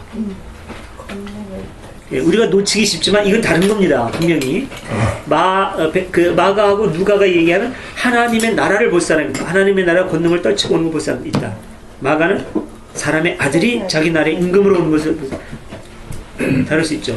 마가와 누가에 의하면 예수님의 다시 오심, 재림론하고는 다른 관점일 수 있어요. 이건 오히려 하나님 나라가 권능을 떨치고 오는 것을 볼 사람도 있다. 만약에 이런 관점이라면 어떨까요? 여기서 만약에 이미 조직화되고 있는 조직교회가 그 교회를 하나님 나라와 동일시했을 가능성은 없을까? 네. 이데아로서의 하나님의 나라는 저기 있지만 그 강력한 모형으로서의 하나님의 나라는 교회고, 이 교회가 조직을 갖추고 힘을 갖추고 팽창해가는 모습이 하나님의 나라가 권능을 떨치고 오는 것으로 지금 자기들이 보고 있는 것으로 그렇게 생각하고 주장하고 강조했을 가능성은 없을까? 이쪽도 생각해 볼 필요가 있죠. 근데 이 당시가 교회라는 개념이 공동체적인 거로 볼 때 그 공동체는 일단 이루어져 있는 상태 아니에요? 어떤 보면 그 마가 공동체라든가 누가 보는데 그건 근데 그 공동체 자체를 교회라고 봤을 때 하나님 나라를 갖다 교회로 보는 거는 좀 비약이 아닐까 그렇게 생각하거든요. 그러니까 교회가 그렇게 봤을 가능성이 있다는 거죠. 교회가 오히려 하나님의 나라를 예수님이 해석하시는 것처럼 우리 안에서 이루어지는 공평한 세계, 정의와 공평이 꽃피는 세계, 이건 오늘날 우리 세계고, 오히려 그 구약시대 예언자들이라든가 유대 전통이 더 강해요. 그거는 예언자 전승이 강하죠. 근데 지금 교회에서는 지금 이런 고백이 나오는 것 자체가 교회 조직을 세상과 구별해서 굉장히 독특하고 의미 있는 무언가를 만들어가는 거잖아요. 이걸 하나님의 나라하고 일치시키는 게 무리한 정일까요? 오히려 교회가 그 논리에 빠져들기 쉬운 거죠. 오히려 제가 볼 때는 그래요. 네. 근데 다만 문제가, 그러면 요게 마르코가 쓰여진 70년대에 형성된 관념이냐, 아니면 어느 부분이 얼마만큼 혹시 첨가됐느냐, 이거는 단정 짓기가 좀 어려운 거죠. 이거는 어쩌면은 이제 만약에 이런 궁금한 거 있다면 우리가 다 모아다가 어떤 신학자 한 분을 좀 초빙해서 들어본다. 저기 누구야? 아예 김준호 목사를 불러다가 좀 이런 거 물어보면 아마 얘기할 수 있을 겁니다. 김준호 목사는. 근데 이제 어디서 어떻게 얼마만큼 어디가 덧붙여져, 이거는 우선은 원어를 알아야 되고요. 이제 헬라어 원어를 알아야 되고 성서 신학에 대한 깊은 연구가 없이는 여기 접근해 들어가기 어려워요. 마르코 복음이 70년 전이면은 그때 이제 그 예루살렘이 함락할 당시 아니에요. 그렇죠. 전인데 그 당시에 굉장히 그 유대 민족이 아주 바닥으로 떨어진 상태란 말이에요. 그렇죠. 그 상태에서 물자 하나님 나라를 이 공동체나 유대인들 입장에서 보면은 그것이 다시 회복돼 가지고 그 유대 민족의 나라라든가 아니면 공동체가 형성된 것을 갖다가 뜻하는 거가 아니냐, 그걸 선인적으로 표현한 것이 아닌가 오히려. 만약에 그렇게 된다면 기독교의 독특성이 아직 형성되지 않았다고 봐야죠. 그렇죠. 근데 이제 전에 용인님이 계속 말씀하신 것 중에 기독교가 유대교와 이렇게 동시됐다가 갈라진 게 거의 90년 이후라고 이렇게 보죠. 그거는 이제 그 사회적으로 봤을 때 그런 거고, 공동체 내부에서는 이미 예수 사건이 있을 때 예수 공동체는 맺혀짐을 당한 거예요. 독자의 길을 가는 거죠. 기독교 공동체는 가는 거예요.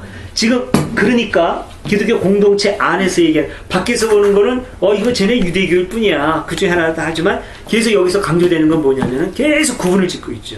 여기서도 계속 순환에 대한 첫 번째, 여기서 마르코에서 강조하는 게 뭡니까? 사람의 아들이 반드시 많은 고난을 받고 원로들과 제사장의 율법자의 버림을 받아 그들의 손에 죽었다가 대척점에 확고하게 서 있는 거죠. 확고하게 서 있어요. 그리고 그 사람들의 무리가 아니고, 예수님이 저항운동을 하다 죽었다 하더라도 이미 저 사람들하고는 원수지간이 된 거고, 그리고 생생하게 살아있는 현실기도, 오히려 그거는 유대교가 갖고 갈 수 있죠, 계속. 오히려 그 충격 때문에 그랬는지 몰라도 기독교 공동체는 운동성을 잃어버리고 새로운 종교화의 흐름으로 가는 걸 수도 있는 거죠. 거기에 대한 저항이 이제 그 요한복음에서는 이제 영성으로 나타나기도 하고 그런 단계로 가는 거죠. 어쨌든 유대교하고는 명확하게 구분이 되는 거죠. 이 공동체 안에서는. 그런데 그게 힘을 갖지 않고, 어떤 그 조직을 갖추고 대외적으로 드러나는 뚜렷한 업적이 없으니까 밖에서 볼 때는 아직 확고하게 튀어나오지 않은 거죠. 그렇게 봐야죠.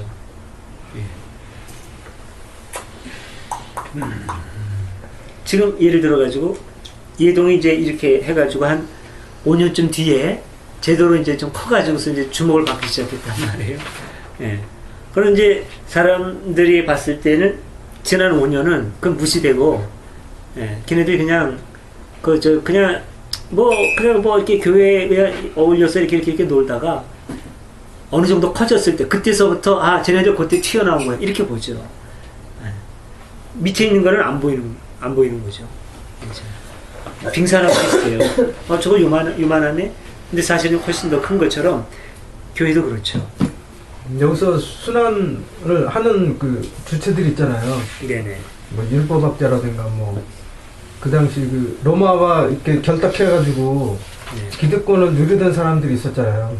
그 바리새인들은 또 그쪽은 또 아니었고, 그렇지 않나요? 그러니까 이제 그 예수전에서 한 것처럼 그 바리새인이 이제 오늘날 뭐 이제 시민 그렇게 봤을 때 저도 그런만 봤지. 근데 딱 듣는 순간 맞아, 그렇게 볼 수도 있겠다는 생각이 제가 하게 됐는데, 그 시각이 맞는 중요한 이유가 바리새인들은 당시 정권에 대한 안티 세력이었습니다. 제야 세력이었어요. 정치적으로 보면 그 재정립지 사회라고 했잖아요. 기득권을 갖고 있는 사제계급, 보수계급은 누구냐면 사두개인입니다. 제사장 계급이에요. 사제 계급으로 이어온 사람이고 제사장이 이런 걸 가진 사람이었어요. 사두개 계급. 그리고 또 하나, 그게 전통적인 유대 사회에서의 기득권층이라고 한다면 새로운 기득권층, 헤롯과 로마하고 결탁한 헤롯이 힘을 가지면서 헤롯과 더불어서 이념을 같이 한 새로운 그 세력의 등장, 그게 헤롯 땅이에요. 헤롯 땅. 사두개는 보다 더 오래된 이제 그 보수고, 새로운 말하자면 뉴라이트하고 조금 억지로 하긴 좀 그런데, 새로운 당이 헤롯 땅 사두개인이 다 말하자면 여권을 형성하고 있는 기득권 계층입니다. 근데 바리새인은 어떤 계층이냐면은 그런 기득권이 없어요.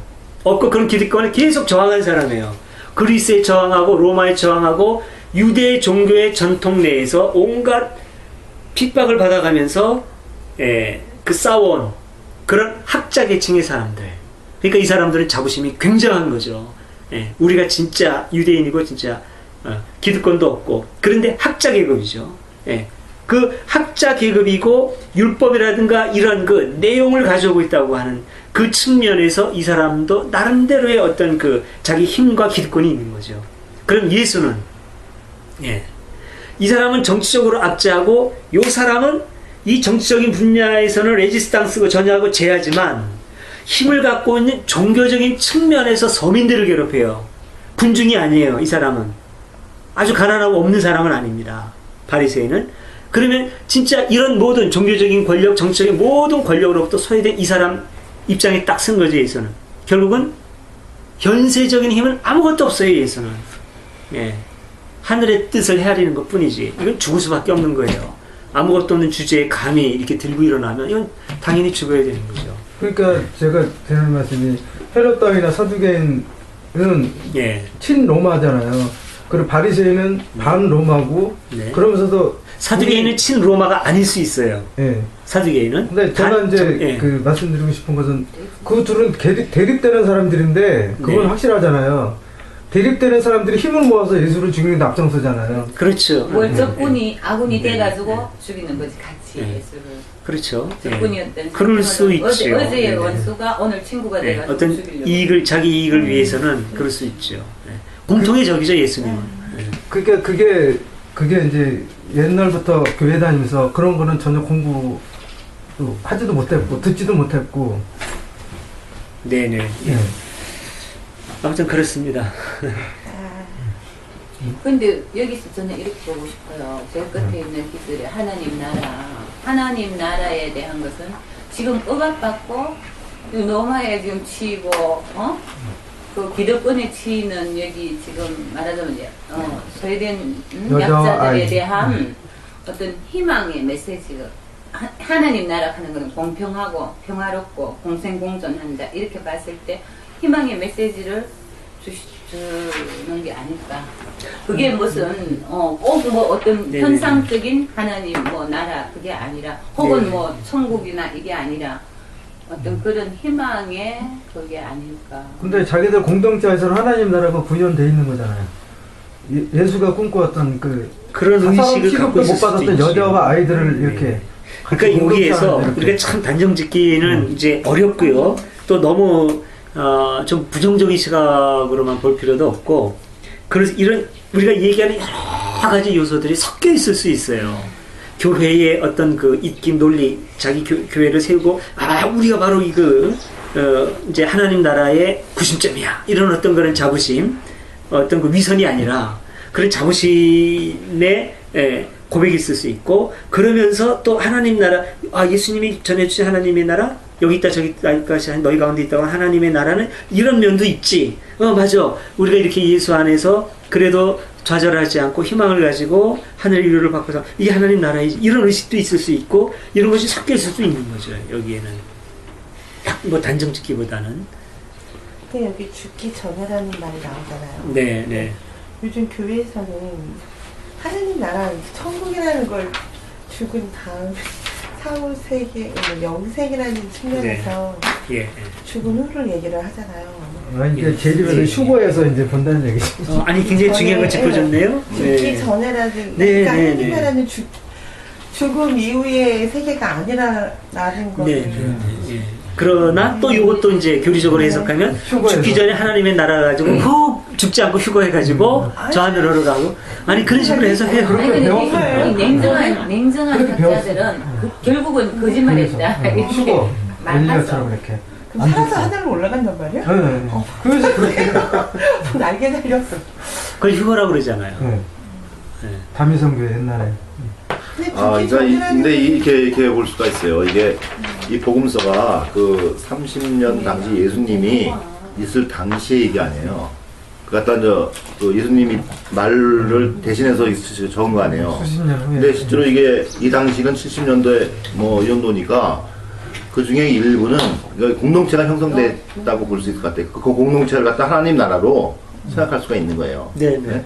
이루어졌지 않느냐 이렇게. 네. 그래서 그렇게 볼 수도 있는 거예요. 죽기 전에. 근데 지금 말하는 쓰여진 게 아니고 신교에서 거꾸로 과거로 돌아가가지고 지금을 갖다가 조금 이렇게. 그럼 그게 다르겠네요. 지금 교회에서 얘기하는 그 천국이라는 것과. 그거는 뭐 그렇죠. 스카이를 이제 계약을 해가지고 그냥 하루 종일 이제 이 불교, 기독교 방송국 두 개 이제 천주교 방송국을 돌아가면서 봐요. 자기네 교회 나오는 구원이 있고 천국이 있으니까 지금 이런 좋은 상태, 좋은 세월 속에서도 그걸 강조하면서 장사하는데 이 시대에 이스라엘이 도라나에 도라나지 하고 예루살렘 성이 무너졌을 때 그 사람들이 좌절하지 않고 실망하지 않고 예수를 대망하고 또 이러한 마테오나 마르코, 루가 기자들이 이런 것들을 하나에 써내려가면서 이런 희망을 줄 수 있을 가능성이 얼마든지 있다. 그렇게 보면 되죠. 사실 이게 웃기잖아요. 사람들 중에 죽기 전에 사람의 아들이 자기 나라의 임금으로 오고 그러면 이제 70년대쯤이면 왔어야지 이제 그건 아니고 그냥 지금 그런 어려운 상황에서도 우리는 희망을 버리지 않고 야훼 하나님을 대망하면서 지금 이 공동체에서 행복해하고 있다는 표현을 생각하십니다. 예, 오늘 또 시간이 많이 갔습니다. 오늘은 좀 만족적이었는데 20분이나 또 넘어갔네요. 혹시 뭐 꼭 하실 말씀 있으면 좀 하시고요. 예. 네, 다 나왔으면은 맞춰도 될까요, 그러면? 네. 예, 그러면 우리 공동축도 같이 하겠습니다. 우리 주 예수 그리스도의 은혜와 아버지 하나님의 사랑과 성령의 보호 인도하심이 우리 가운데 영원토록 함께 하소서. 아멘.